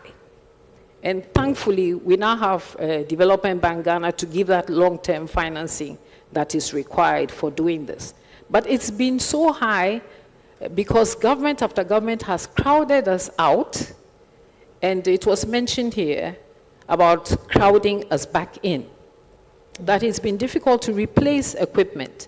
It's been difficult to put our factories in such a shape that we are attractive enough to investors or buyers to do business with us. There is certification that is required to go on markets. So if government is taking a look at reducing or borrowing less by reducing its expenditure, if it's looking at the procurement activities to reduce corruption, because we see that most of the corruption cases cited, I think over 70% of it falls in that sector. So if government is going to look at all of this, it will allow those of us in the private sector, AGI, to borrow for less. Great. Thank you very much. I'm going to stop you there. I want Honorable Gusitano to make a few comments because he's only here for a short time. If we can take a microphone to him, commenting on the 24-hour economy. With all that we've heard about the challenges in the agricultural sector, infrastructure, we've heard about manufacturing and how we can improve things there. Perhaps we can hear from Honorable Gusitano. Thank you very much. Thank you. Hello? Thank you very much. I believe that the sensibility that agriculture has to be the anchor of any transformation agenda is a correct one. But it doesn't stop just at the primary production of agricultural goods, but basically the value-added processing. When Nora talks about the fact that a lot of manufacturing companies have capacity but are unable to utilize that capacity, a lot of it has to do not only with the unavailability of finance, but the unavailability of raw materials. So one of the critical components of the 24-hour economy and accelerated development program is basically to achieve food self-sufficiency and the surpluses arising from that to feed industry and also to feed the export pipeline. Not only from value-added industrial production, but also just primary products themselves, because there's a huge market out there for primary products. China imports 103 million tons of soybean every year from the United States. Ghana can export soybean not only to China, but to Southern Europe and to Northwest Europe, but particularly the crushing plants in Southern Europe after the Southern European crop is out in February. So there are opportunities. And one of the things that we have decided, looking at the total landscape in the short time that we've been working as a secretariat, is that there's a lot of things going on, agri-impact and so on. So what is missing is scale. And that is what we want to achieve. And in doing so, we've identified 6 value chains that we want to get the private sector to be fully funded to implement. Those value chains are basically, in terms of crops, soybean, because they provide not only milk, not only oil, they also provide feed, which then becomes an important component of the poultry industry. If you aggregate all these poultry imports and egg imports and so on, and maize imports and even soya meal imports, they add to the total food budget, which is a charge on our foreign exchange, by importing almost $2.4 billion of food every year. 2 days ago, I had the pleasure of addressing Parliament, and I tried to show them that the second and third largest imports in the food complex, which is about 2.4 billion, 350 million of that is what Twi people call eyemadia, intestines and offals. It's a reality. So clearly, we cannot transform this country on the basis of imported eyemadia. We have to find another way. And we're working with the private sector to look at these value chains and raise long-term capital that allows for growth and expansion. It is very difficult to transform any economy, build a solid agricultural base with 90-day working capital or 1-year capital. It's very difficult to do anything with anything interest rate that is in double digits. So fortunately, we are targeting an 11.9% year-end average inflation. We have to push further down, because if you want people to expand and grow industry, utilize their total capacity, then you have to give them the space to grow. And you have to give them the pricing of the funds that allows them also to grow. So we have to deal with tenor and we have to deal with pricing. So what we in the 24-hour economy are doing in relation to the value chains that I have mentioned, agriculture, industry, machinery and technology, textiles and garments, and mindset development in terms of digital skills, and mainstreaming digital skills in the TVET program so that we are linked eventually to the BPO market. So Ghana is a destination of business process outsourcing. All of these value chains require capital, and that capital must be sourced from somewhere. Our intention and our objective is to source capital that is concessional and that allows for those who will be on the on-lending banks in Ghana to put a spread on it, taking into account the risk premium and whatever inflation environment we have, so that we don't end up at rates that are beyond 12% on the CD. And to be able to do that also, we have to work with the Bank of Ghana to hedge out the exchange risk. Finance is everything. You can have the greatest ideas in the world. You can have the wonderful raw materials in the ground. You can do nothing with them unless there's some financing intermediation. So for us, financing is very key. That's why we're working with 2 money center banks to try and access a $500 million on-lending facility that will allow for 2 to 10 years turnaround in terms of tenor. The fund itself will be for 30 years, so we can concessional funds have a cap of 30 years because of the reasons that Seth has explained. So 25 years, 5 years moratorium. And also funding that is basically priced in a way that we can achieve the 7 to 12% band, or even lower. The biggest problem we have, and I think Dan has mentioned it very clearly, is that in the agroecological zones that we want to roll out as part of the major intervention in the agri space and agri-industry space, the issue is how do you finance the infrastructure within those zones? How do you finance the irrigation?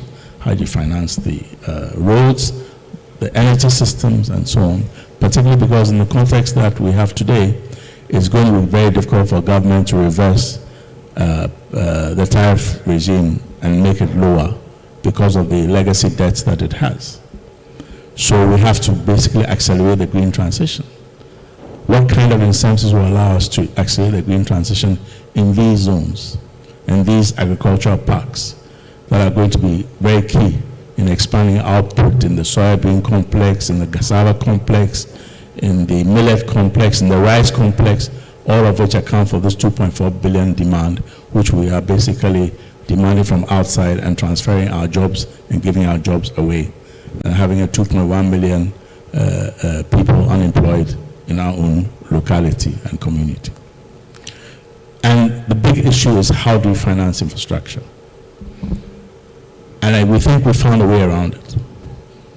Because if it's possible then to create these agri-ecological zones as special purpose vehicles, then those entities themselves can borrow on a long-term basis concessional funds that allow them to do the roads and so on and so forth, and basically add it to their business model with some kind of grant component that allows the entity itself to become profitable. Because I think Dan's point is right, that if you charge infrastructure on the private sector balance sheet, you're basically inviting the killing of that balance sheet. But I think if we do it in an intelligent way with a mix of grant and also a mix of concessional funding, we should be able, through the SPVs that will run or own these agri-ecological zones, to be able to fund infrastructure and be able then to provide the requisite services and throughput that allows the farmers, the aggregators, the industrial producers on these in these zones and parks to become profitable, to expand output, improve their yields, adapt technology, and allow us then to become not only increasingly self-sufficient, but also a major exporter within the sub-region and also beyond, within the AFTA environment. I'm sure you've heard all this before, but the important thing is that we have to be focused.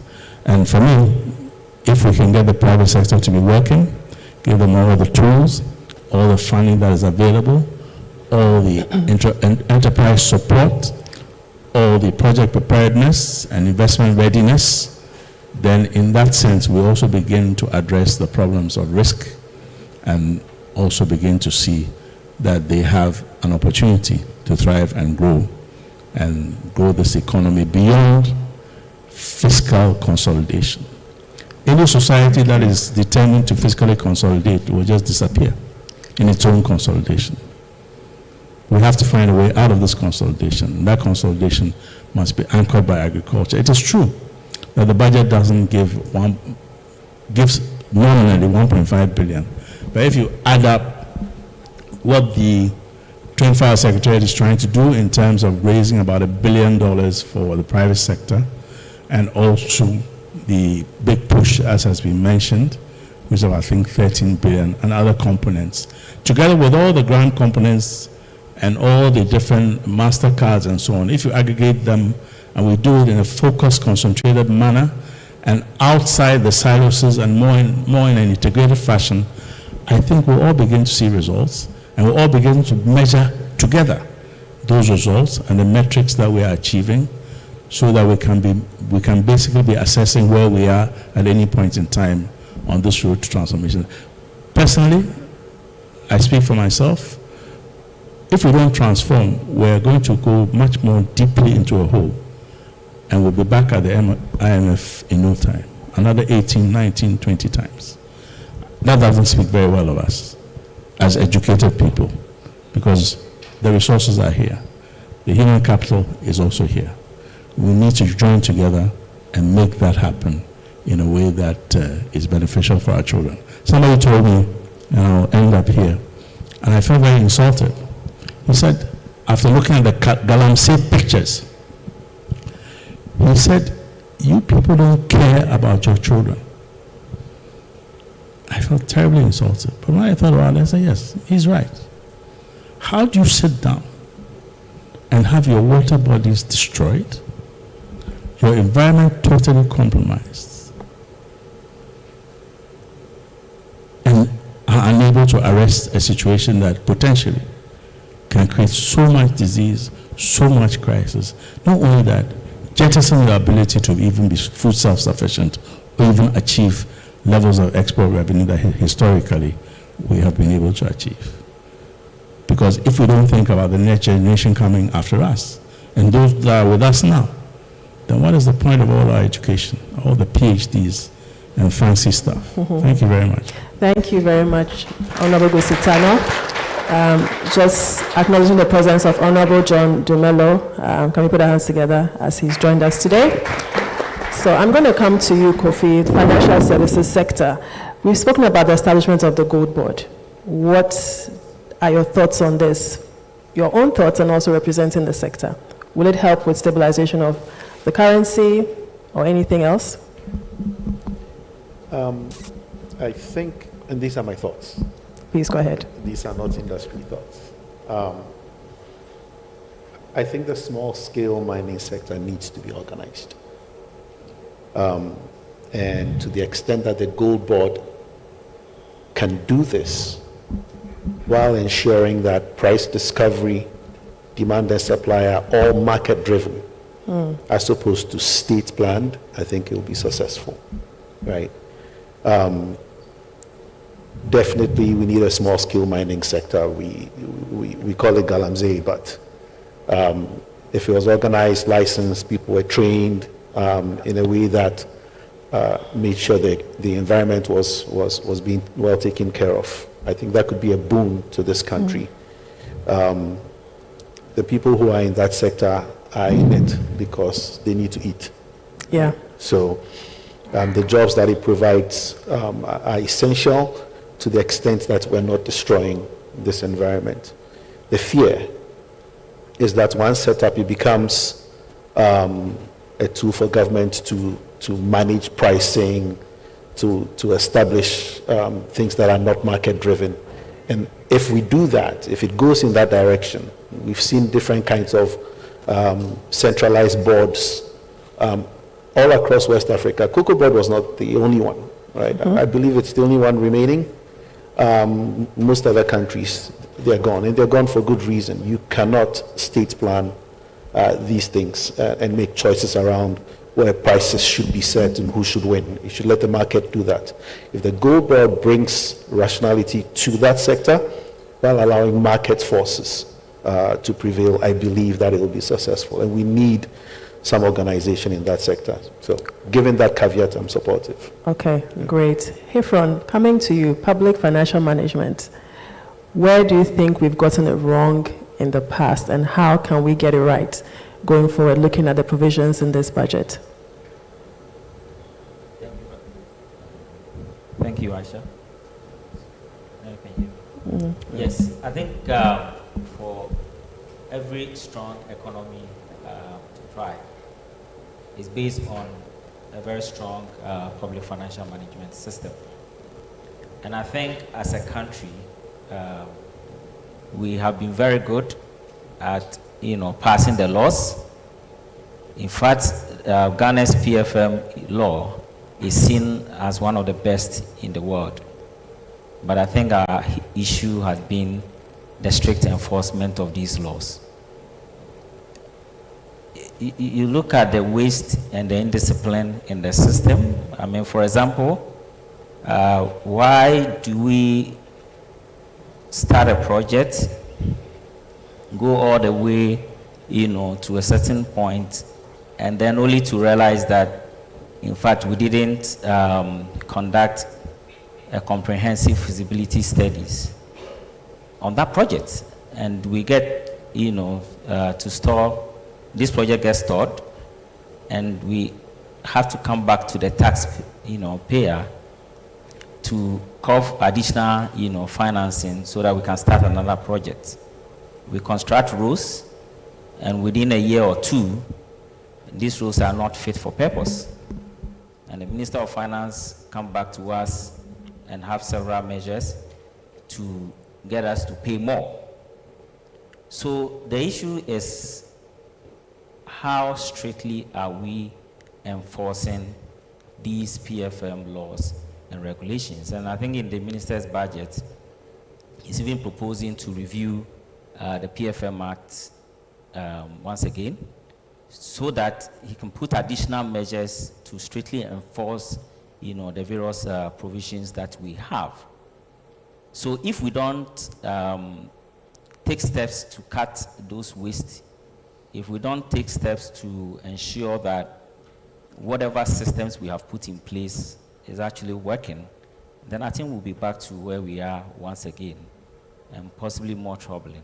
If you look at this budget, I think there is that push towards, fiscal decentralization. A lot of money are moving to the ministries and then also to the funds. And one of it, if you look at the CS budget, has to do with the Capping Act 947, where 54 billion is being allocated to these statutory funds.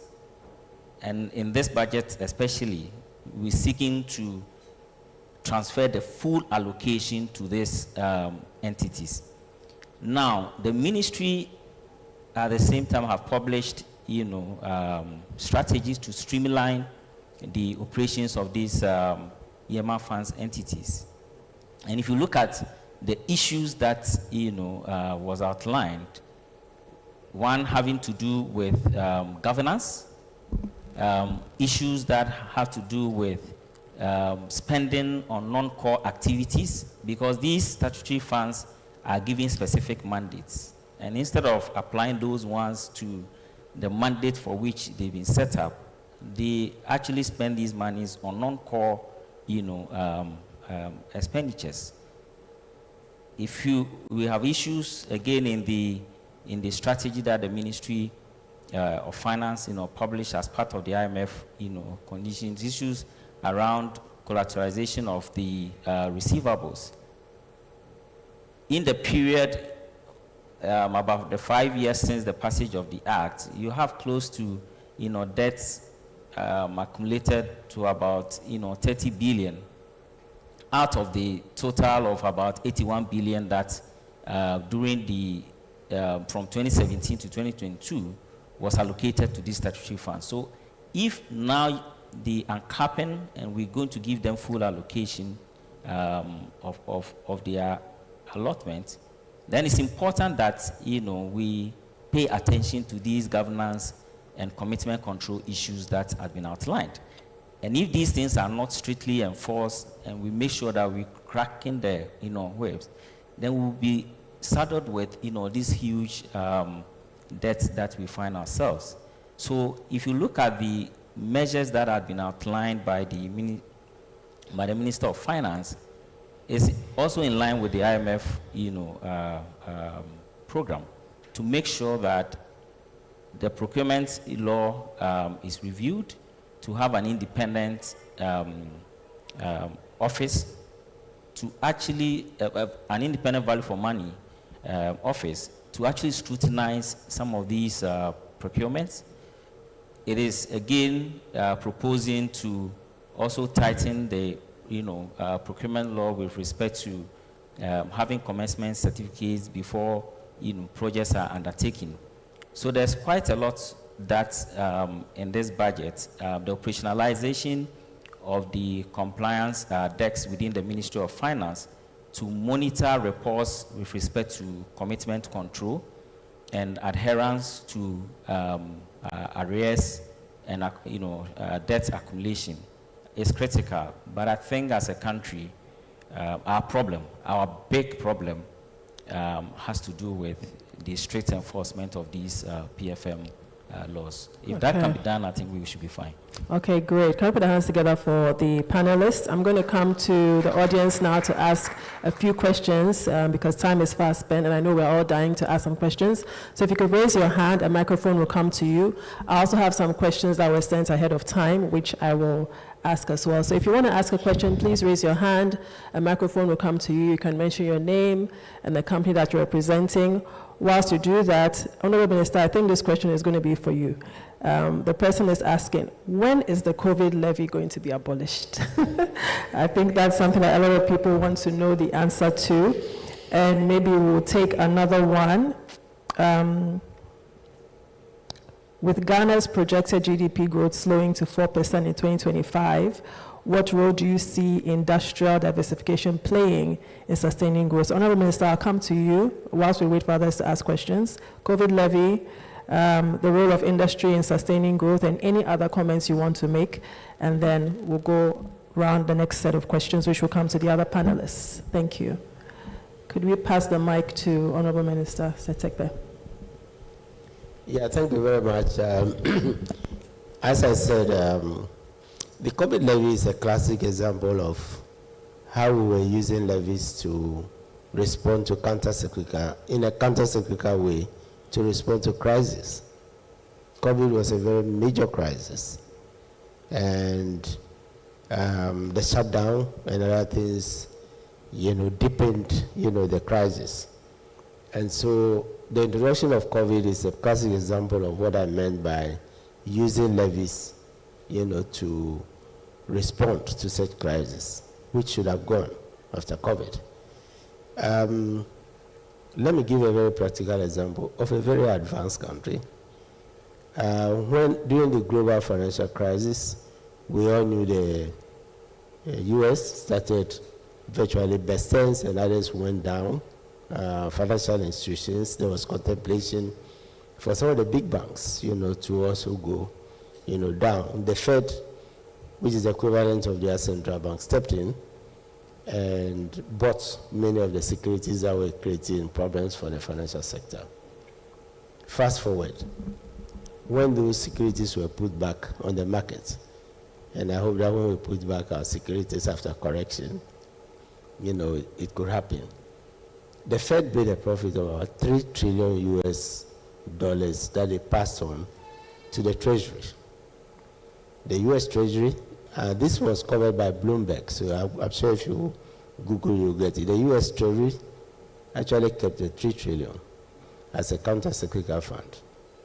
And that is what made the US more nimble when COVID struck. Unlike the confusion and state of unpreparedness during the global financial crisis.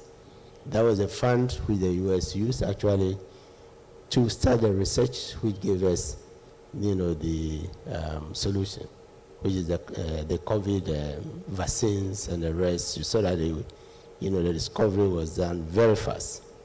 That's the use of a counter-cyclical fund.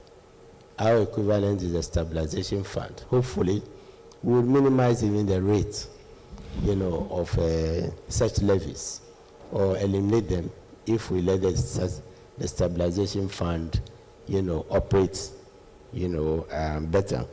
Let me do a quick one on.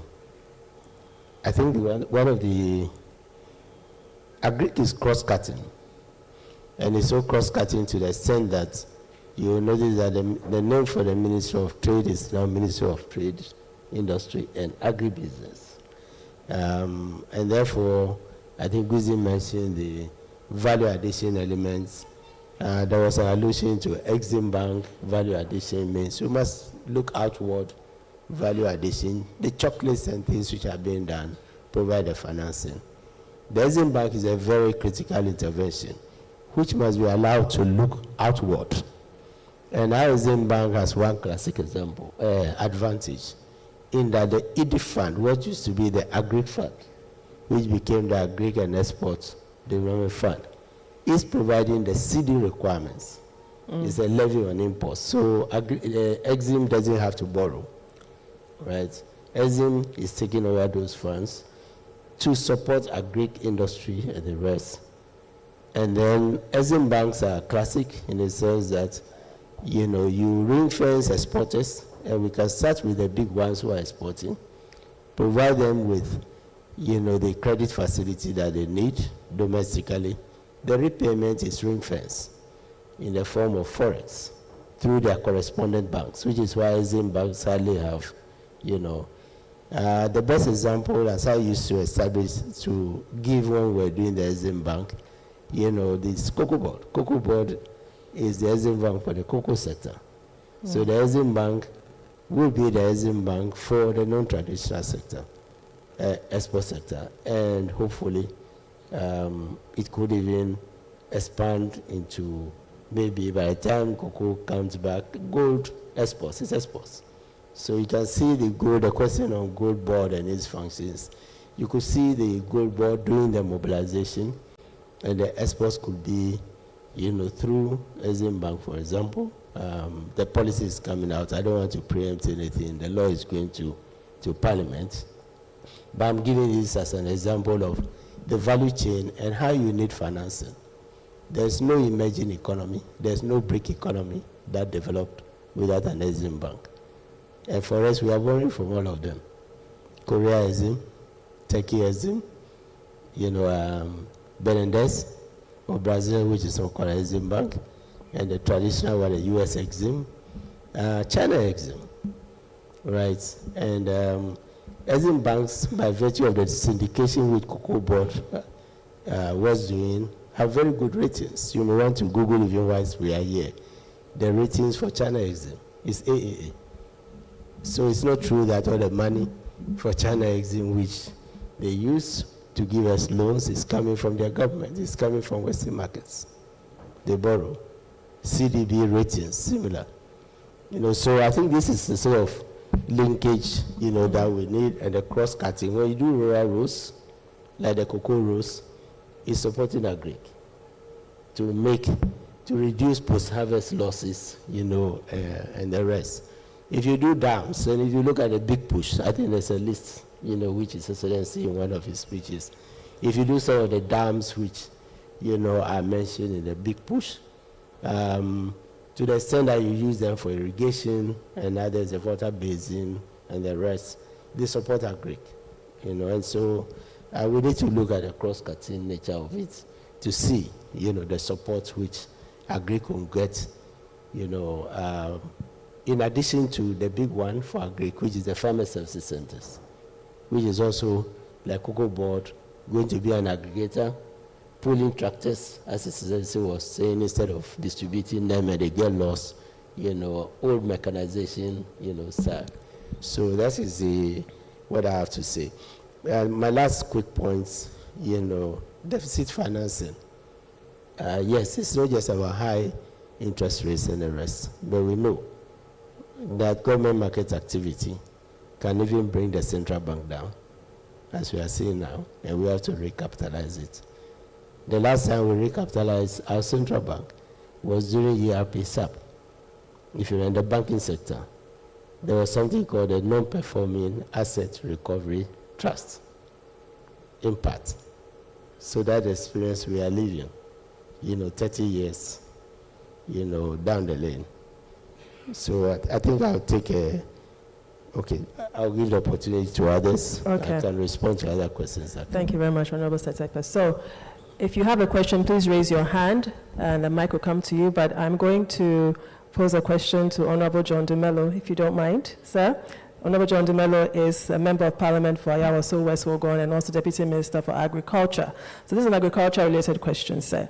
So in terms of youth engagement in agriculture, what is your opinion on the budget's provisions to attract young people into the sector? And do you think the incentives offered will be enough to drive significant change? Well, thank you so much. Yes, with the budget being read, there's a lot of hope for the young ones to get into agriculture. For us at the Ministry of Food and Agric, this time around is more action and less talk.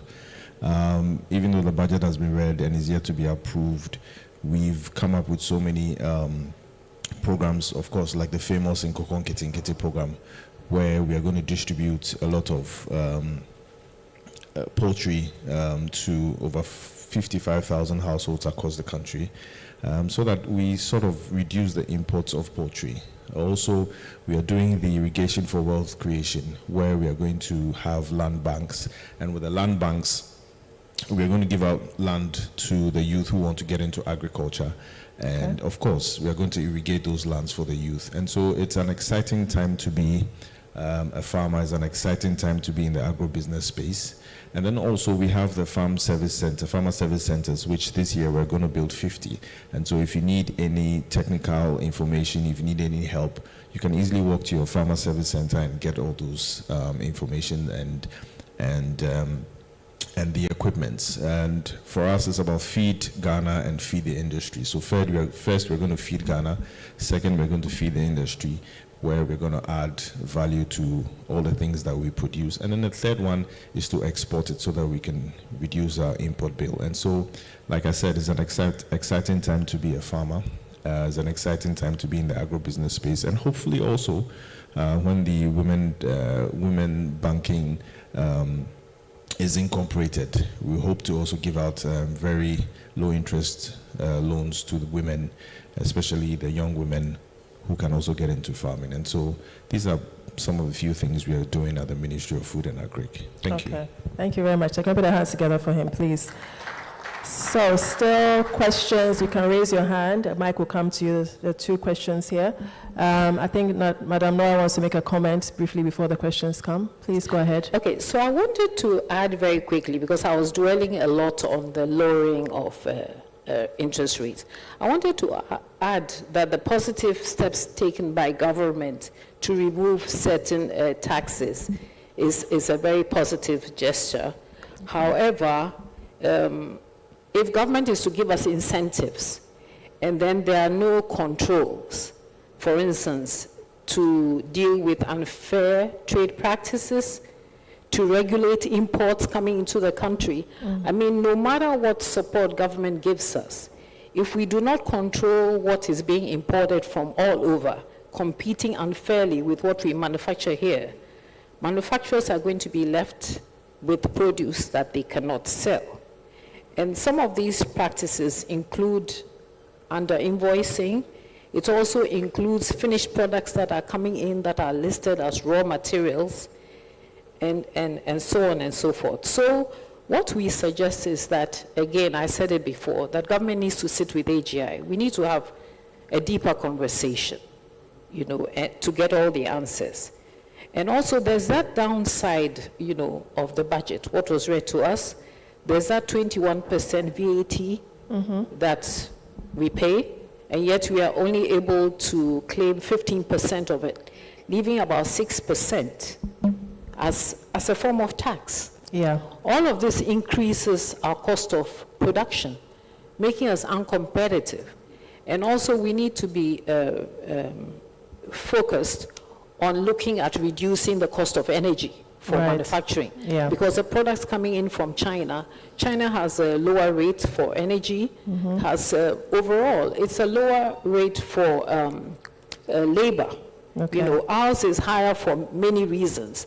And this is why, although I didn't want to talk about the betting tax, it's a form of discouraging the youth from staying focused, you know, in seeking jobs. I just have to say it, because I've been an employer for over 4 decades. I didn't want to talk too much about it. There may be good reasons for this. And that's a conversation that we can have. All right, thank you. So we'll come back to you. We have 2 people waiting to ask questions. Okay. So I think, say the gentleman here, please, if a mic can, do you have the mic? Or the mic is here. Okay, we'll start with you, sir. Then we'll come to you. Please go ahead. Thank you very much. My name is Eric Esubonten. I work in the mining industry at Logo Ashanti. My question probably goes to the Honorable Setepe.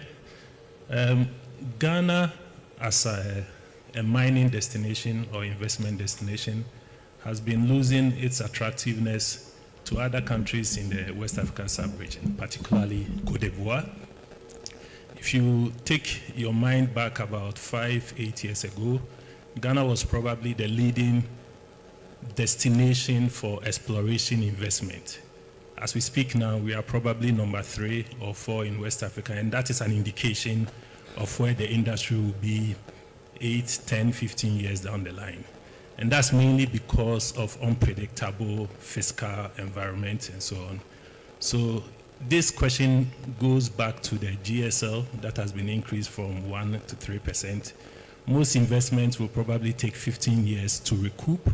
And so some of these will not have been factored in, and all of a sudden it comes in and it changes the dynamics altogether. So our attractiveness as an investment destination for mining, we're losing that. And so I just want the Honorable Setepe to address whether government in introducing this increase considered the impact on the attractiveness of Ghana as a mining investment destination. And if so, what is it going to do to help balance that? Because as we speak, you talk to most people and they are eyeing Cote d'Ivoire in particular. They are not actually, offices are being closed or have been closed in the last few years, moved from Ghana to Cote d'Ivoire. Okay. So that's my question. Thank you. Thank you very much. And maybe I'll take a couple more, then Honorable can address the ones addressed to him. The gentleman here, please, can the mic come to the gentleman here? Okay, thank you, sir. Thank you very much. My name is Sylvia. I'm the founder and lead for Bush Partners. We mobilize and invest diaspora investments, diaspora capital into Africa. So this is a question to the Honorable Minister, Tekpe, the former Minister Tekpe. At the moment, we're dealing with a few things. We're dealing with a huge infrastructure funding deficit on the continent, 1.6 trillion USD, and I'm sure there's a significant gap also in the Ghanaian case. In the same breath, we're dealing with aid, which is falling globally, right? In an age of leaders like Trump that are basically looking inward, we shouldn't expect much more money from the West. In the same breath, as a matter of fact, there is, in my opinion, and factually, an audience that is very much willing and able to invest in Africa, which is the diaspora, right? And I am also part of the diaspora. I'm a Ghanaian, but I was born and raised in Amsterdam. I used to live in London, moved to Johannesburg, and I've been back in Ghana for a few years. At the moment, the diaspora sends back over 100 billion USD per annum, right? And it's an amount that has been growing since 2010. In 2010, diaspora sent back 37 billion USD. Today, the diaspora sends back over 100 billion USD officially. And these are official figures, right? So these are not even the full figures, right? You would know as well as I know that official figures are not always the real figures, right? Because cash transactions are not recorded under the 100 billion. So this tells us that there's a huge, huge opportunity in the diaspora in financing budget gaps, specifically also infrastructure gaps. At the moment, countries like Ethiopia have dabbled into diaspora bonds, right? Ethiopia has done 2 diaspora bonds to finance infrastructural projects, but also renewable energy projects, right? With recently the GERD project, and even most recent, Nigeria, our neighbors, they have been able to do a diaspora bond, 300 million USD, which they got out of diaspora, right? They issued it in 2017, and it matured in 2022, which was paid back, and it was a successful case, as much as it wasn't full diaspora that invested into it. It tells us the opportunity in the diaspora. We mobilize and invest diaspora investment into infrastructure, renewable energy, and financial inclusion. From the public point of view, the public administration point of view, what is the plan to both attract and make it interesting, or make it conducive for the diasporans to invest in an economy like ours? Since there is indeed a willingness to invest, there's capacity to invest, and it's not just from people like myself who are Ghanaians who happen to live outside, but also African Americans and other continental diaspora and historical diaspora. So what's the plan from government to indeed attract and make conducive investments out of the diaspora? Thank you. Thank you very much. So, Honorable, maybe you take those 2, and then we take another round of questions. We're running out of time. I know we have to finish off here by 11, 10 minutes left. So let's keep our questions brief so we can get as many in. Honorable. Yeah, thank you very much. The main distraction for us now is default.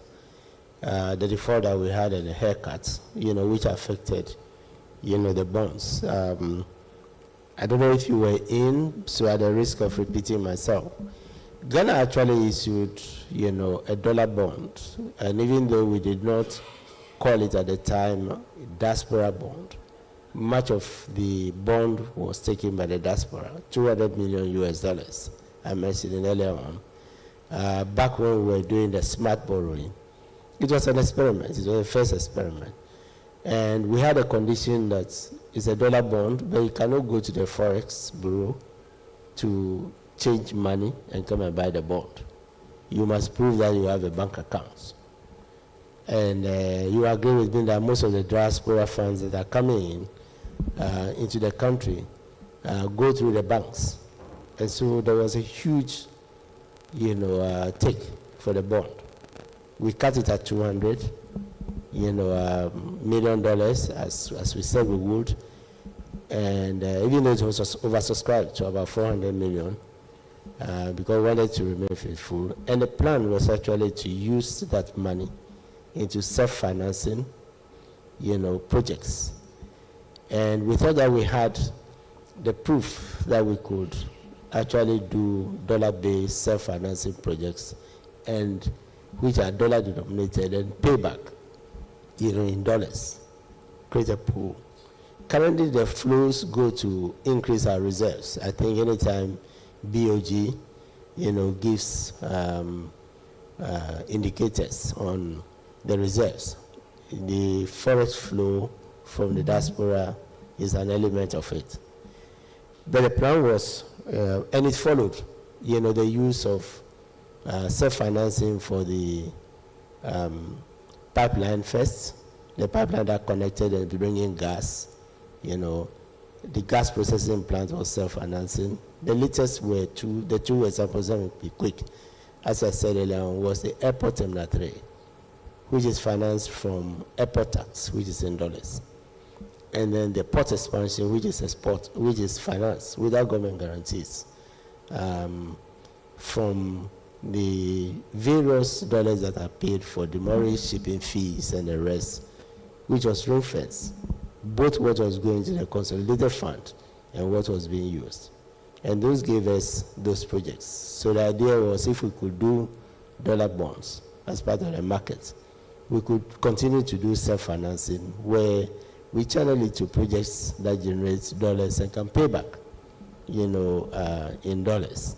I would hope that we can bring this back. And I'm talking about, 9-10 years back, before Ethiopia, and the examples that you are given. I did a tweet in which, I highlighted the Cote d'Ivoire challenge, because Cote d'Ivoire is set to become a middle-income country, better than Ghana, in its Article 4, which was published by the IMF. A very interesting one. We can Google and see. Quite apart from some of our fields, our investors for energy going next door.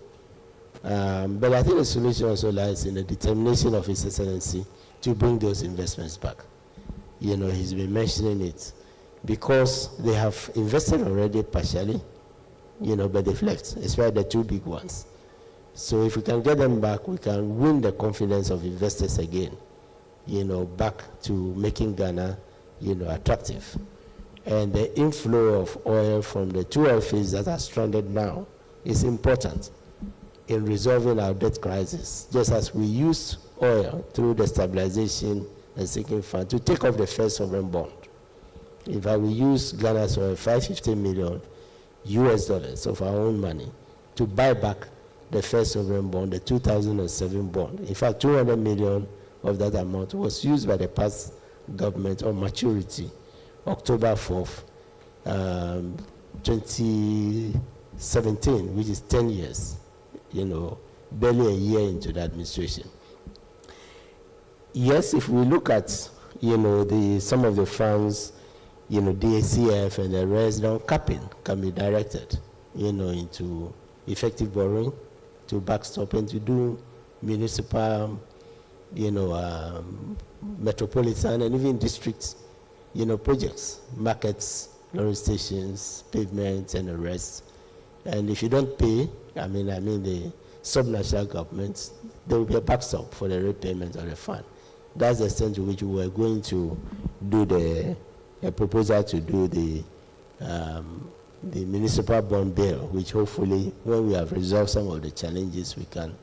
The effective thing is for the markets to see that you have a plan for repayment, including the diaspora, and you get the money. That is what, Ethiopia, Botswana, Cote d'Ivoire, and the rest are practicing. We started in the last 15 years or so before many of them took up the challenge. And these are specific examples, which I am giving. So hopefully we can resolve, the problems, that answers the question on infrastructure financing. The other element of infrastructure financing was giving the loss of concessional financing and grants. We channeled those borrowing into social infrastructure. If you recall, the hospitals, the hospitals that were being built, yes, there was some loan, commercial loan, but it was a mix. And the reason is that you have 25 years to pay, even if you are losing concessional financing, to pay from tax, revenues through the amortization. But when you borrow 6 years, 5 years, including PPPs, where government has to be strong, then you can only use commercial borrowing. But the project, if well targeted, can pay, for the project, including full or partial financing of highways through tolls, you mentioned and your assent shows, which is done to maintain infrastructure. All you have to do is to get the E-Pass, assuming it's the US, which can make you travel all the way from, Virginia to Massachusetts. The states just, distributes, and that's what they use to maintain, the highways. Honorable, if I may interrupt, the first question about the mining sector. Yeah, because we're running out of time. The mining sector question, yeah. The first question was, sorry. He wanted to know about the attractiveness of the mining sector, how we're going to restore it, because Ghana's mining sector is no longer as attractive as it was about 10 years ago. Côte d'Ivoire is competing with us. So that gentleman wanted to know what are we doing to make ourselves more attractive for mining investment? Yes, there's solutions to what I'm saying, in particular when you take gold, creating a more formal, means of exporting the gold. That's the gold board that is being, proposed.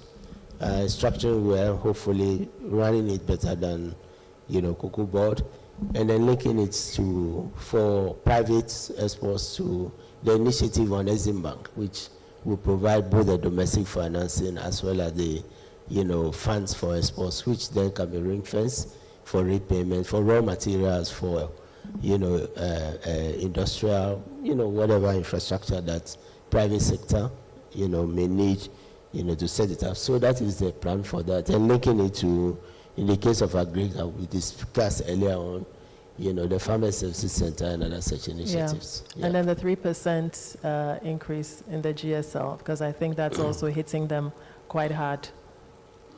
Yes, I hope that we can go back to what I said.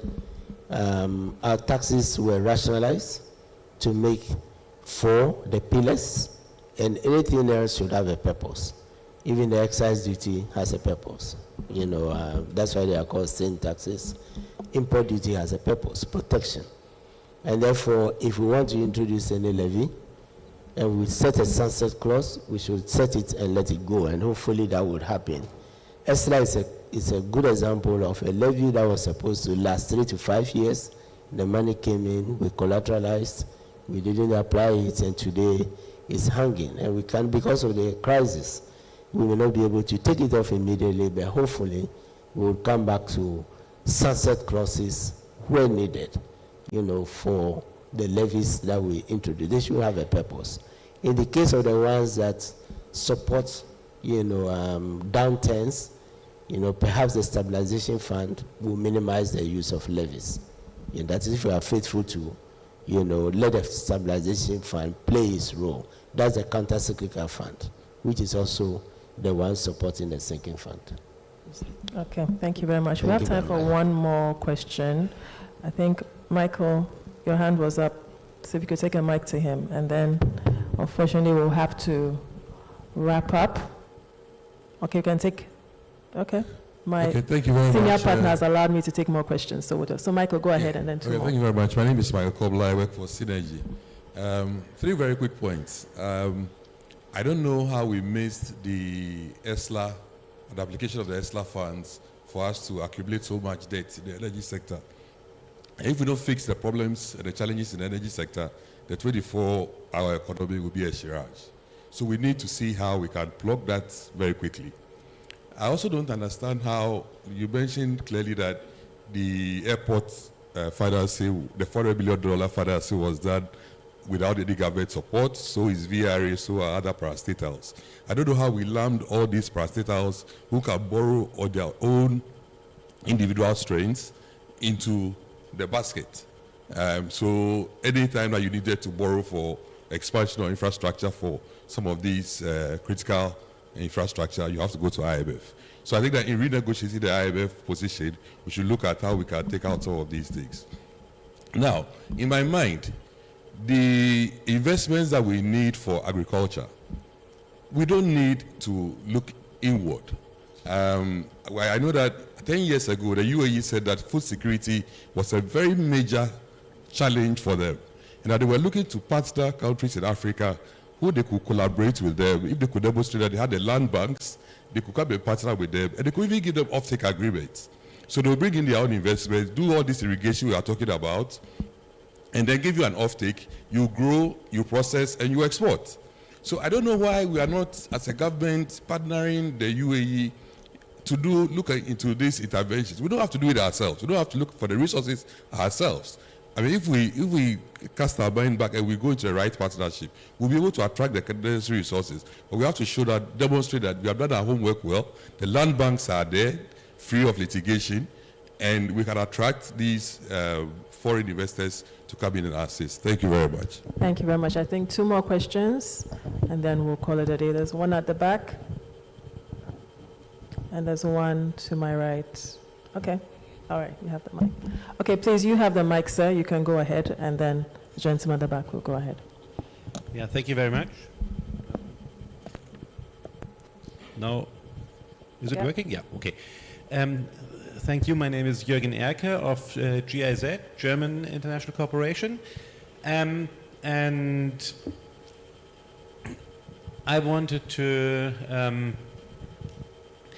ask about an additional long-standing issue that has been raised in the budget speech, which was VAT reform, addressing the issues of non-deductible levies, for example, and basically, taking a closer look at value-added tax. Now, I would like to ask whether the Honorable Seth Turkper could give us, or could let us know whether there are already any details out there on what are the government's plans from the representatives of the community, what their perspective is on VAT reform. Thank you. Okay, thank you very much, sir. Gentleman at the back. Yeah, thank you very much. I'm also from the German Development Corporation. My question goes to also Honorable Seth Turkper. So basically, everybody in here, I believe, has a TIN number, and we've graduated, it's been linked to the Ghana card and all that. The issue about broadening the tax base, drawing in the informal economy. I feel that governments, successive governments, nobody wants to take or do the hard work to draw in the informal economy. And so every time we are talking about broadening the tax net, it has become a cliche. And when I look at the budget, I don't see that kind of, that effort, because there's a whole lot of money in there that government can tap. But it seems that it is not going to take just 4 years to really mobilize, the framework and the resources to get money from that sector.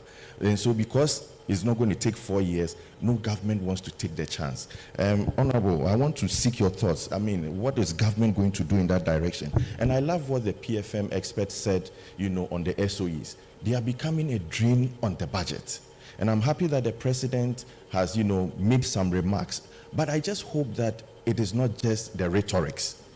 We need to get them to work.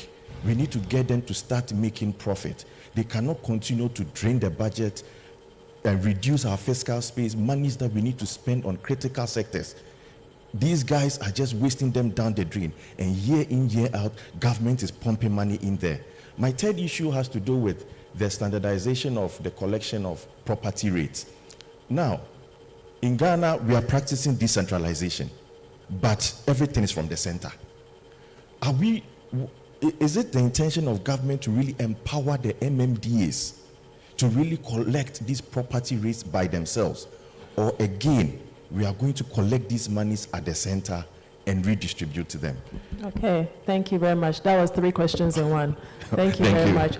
Before Honorable Setekwe comes in now, I'm going to ask Kofi a question because I think we've ignored the financial services quite a bit. So digital transformation in the financial services sector. Kofi, what are your thoughts on the implementation effectively? Are there challenges you see as being able to do so going forward? If we look at digital transformation, I assume you're talking about it from the consumer perspective. Yes, sir. We have a number of fintechs in the country right now who are doing quite a bit of work. But if we really wanted to take off in the way that I think it should, we need to think about rationalizing the regulatory environment. You've got right now 4 key regulators in the financial services sector: SEC, NPRA, Bank of Ghana, the Insurance Commission. Mm-hmm. A lot of services have to straddle one sector versus the other. And up to this point in time, most of the fintechs are forced to focus on just one. Mm-hmm. So I think we need to think about how we can rationalize services in general, the straddling across different sectors, because in the end, you're serving a customer, you're providing a number of different financial services to them. I think those digital financial services, if we're really looking for broad-based participation of every single Ghanaian in the funding of what happened in the country. Okay. Today I sit here as a pension fund manager, primarily because most of our funds are coming from the formal sector through payroll. Yep. That's what is available, and that's what we're hoping to use to support the policy objectives of government in this environment where there's so much contraction, both from the monetary and the fiscal. All financial services providers need to really be supported so that which money is coming from. And like the gentleman over there said, there's a lot of money that is not being mobilized towards what can happen in this country. So okay. I think we really need to look at that. Thank you very much, Kofi. Honorable Seth, as I come to you, I want to add my own question as well. The Women's Bank, it keeps coming up. People have also asked, when is it going to be established? How is it going to be done? What is going to be different about it? And why should women be excited about the establishment of a Women's Bank? Thank you very much. Thank you very much. I missed the point on GIZ. Let me. I was talking about the VAT reform. Oh, the VAT reform. Yeah, and then also to get your thoughts, but also the general business community, which I think we'll do during networking, but to get your thoughts on how the VAT is going to be reformed. Right, sir? Yes, thank you very much. We're going back to do, what we did with GIZ. The issue is, and let me link that to the question on the informal sector and all that, and to the digital question. Government needs to go digital, which is what we started with, doing for the tax systems.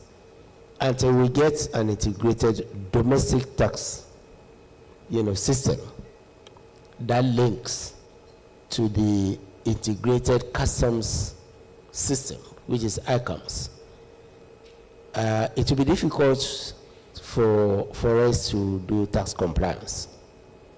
I highlight digital because ICAMS was phase 2. ICAMS West Blue, however you may want to call it, was phase 1. ITAS was to be phase 2. And let me give a good example, one very critical example.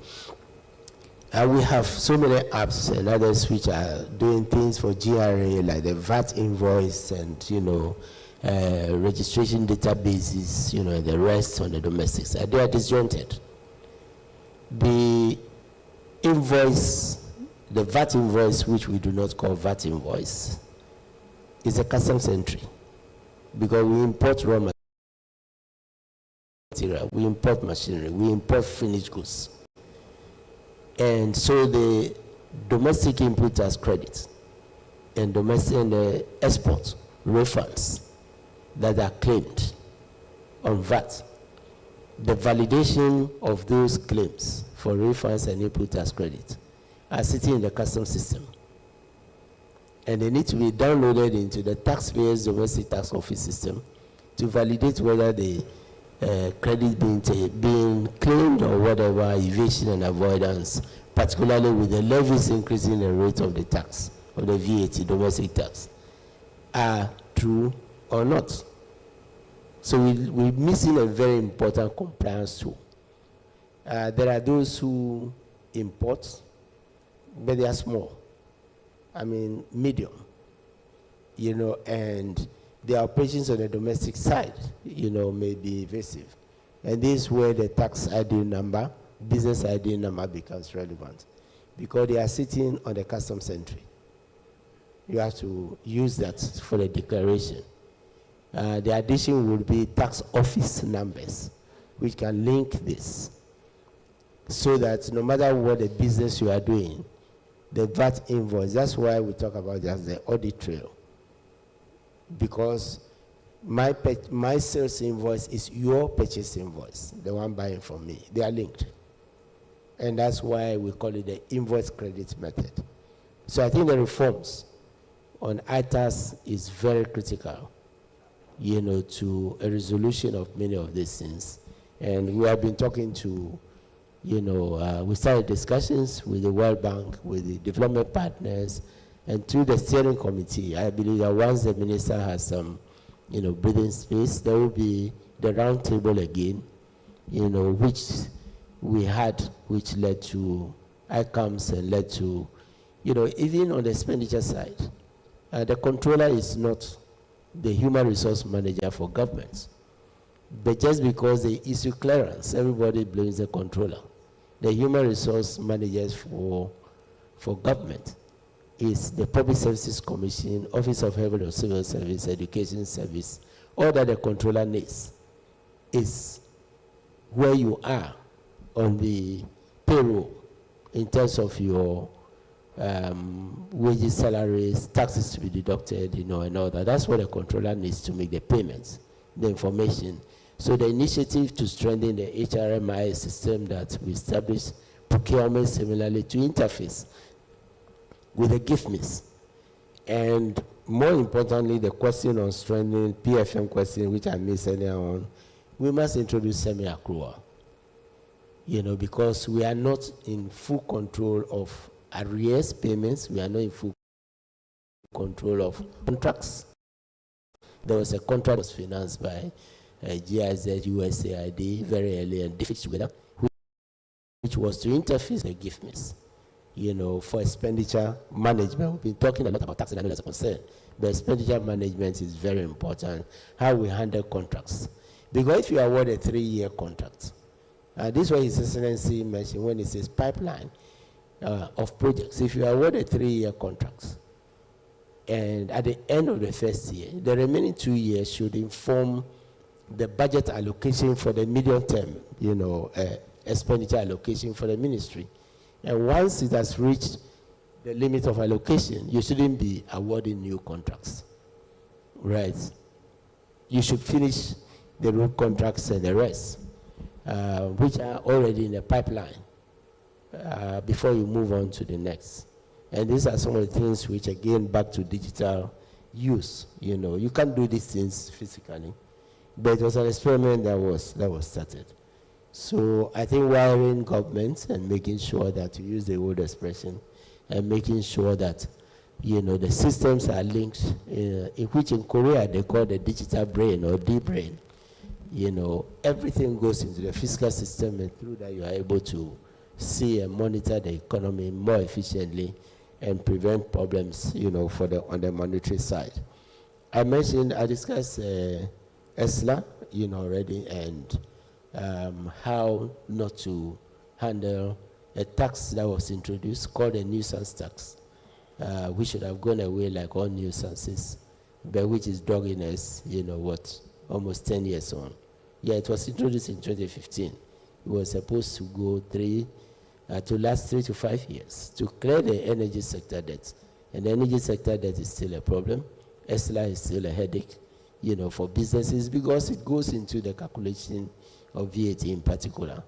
And it's what we call, cascading. So all these are very important. Property tax is very important. What we were missing is a land valuation board role, which was to value the property before, the property rate amount, is applied and collected at the district level.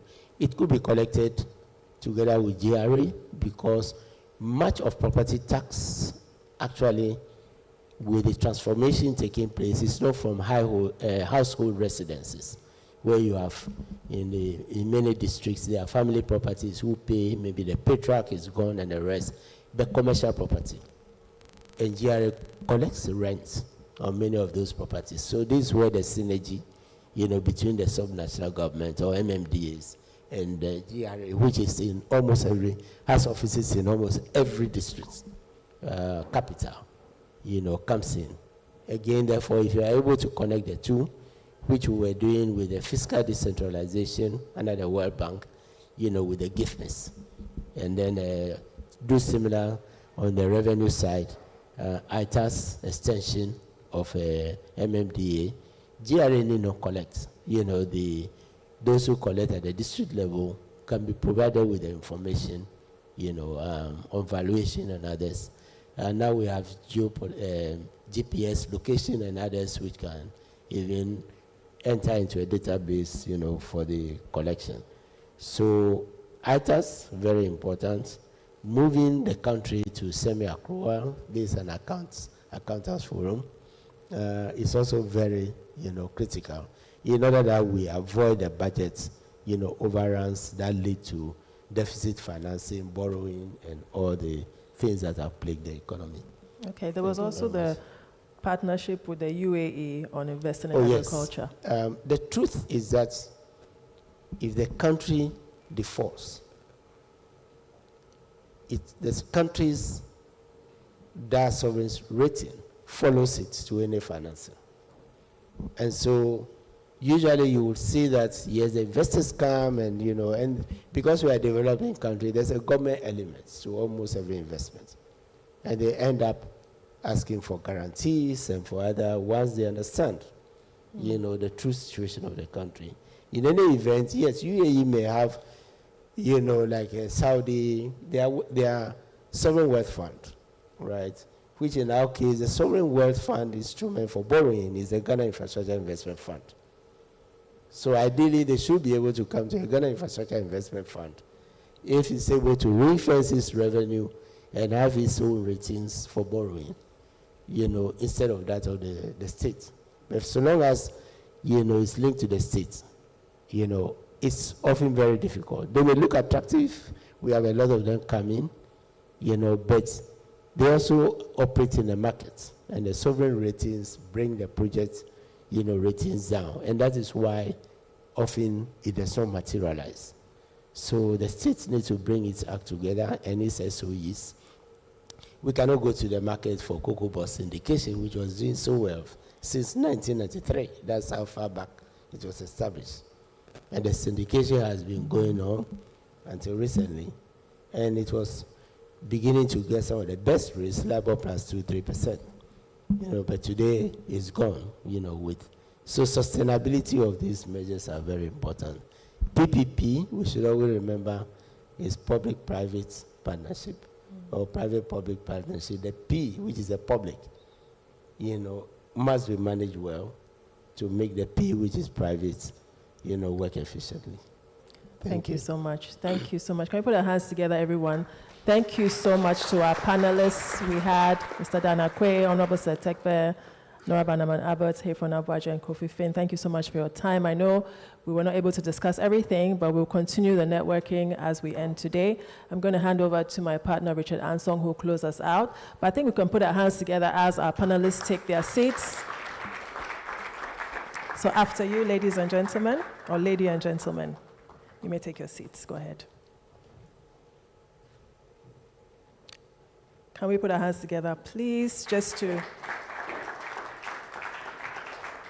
appreciate them for their time.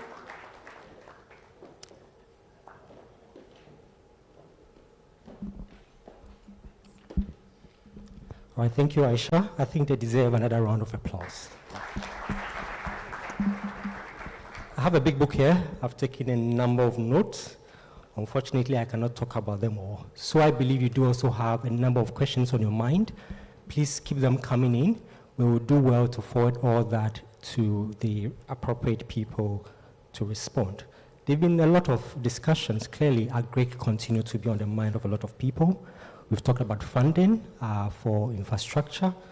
AGI says they have capacity. How do we make the 24-hour economy support that?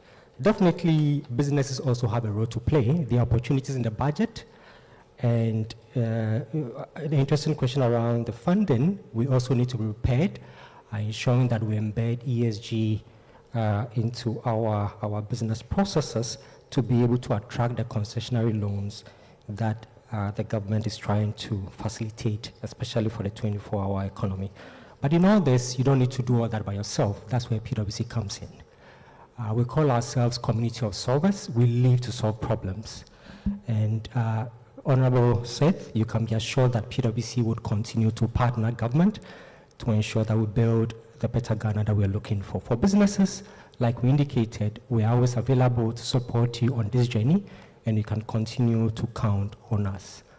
On that note, if there are no further questions, we want to thank you all, both our audience in-house, our panelists, and those who join us online. We are very grateful. We do not take your time for granted.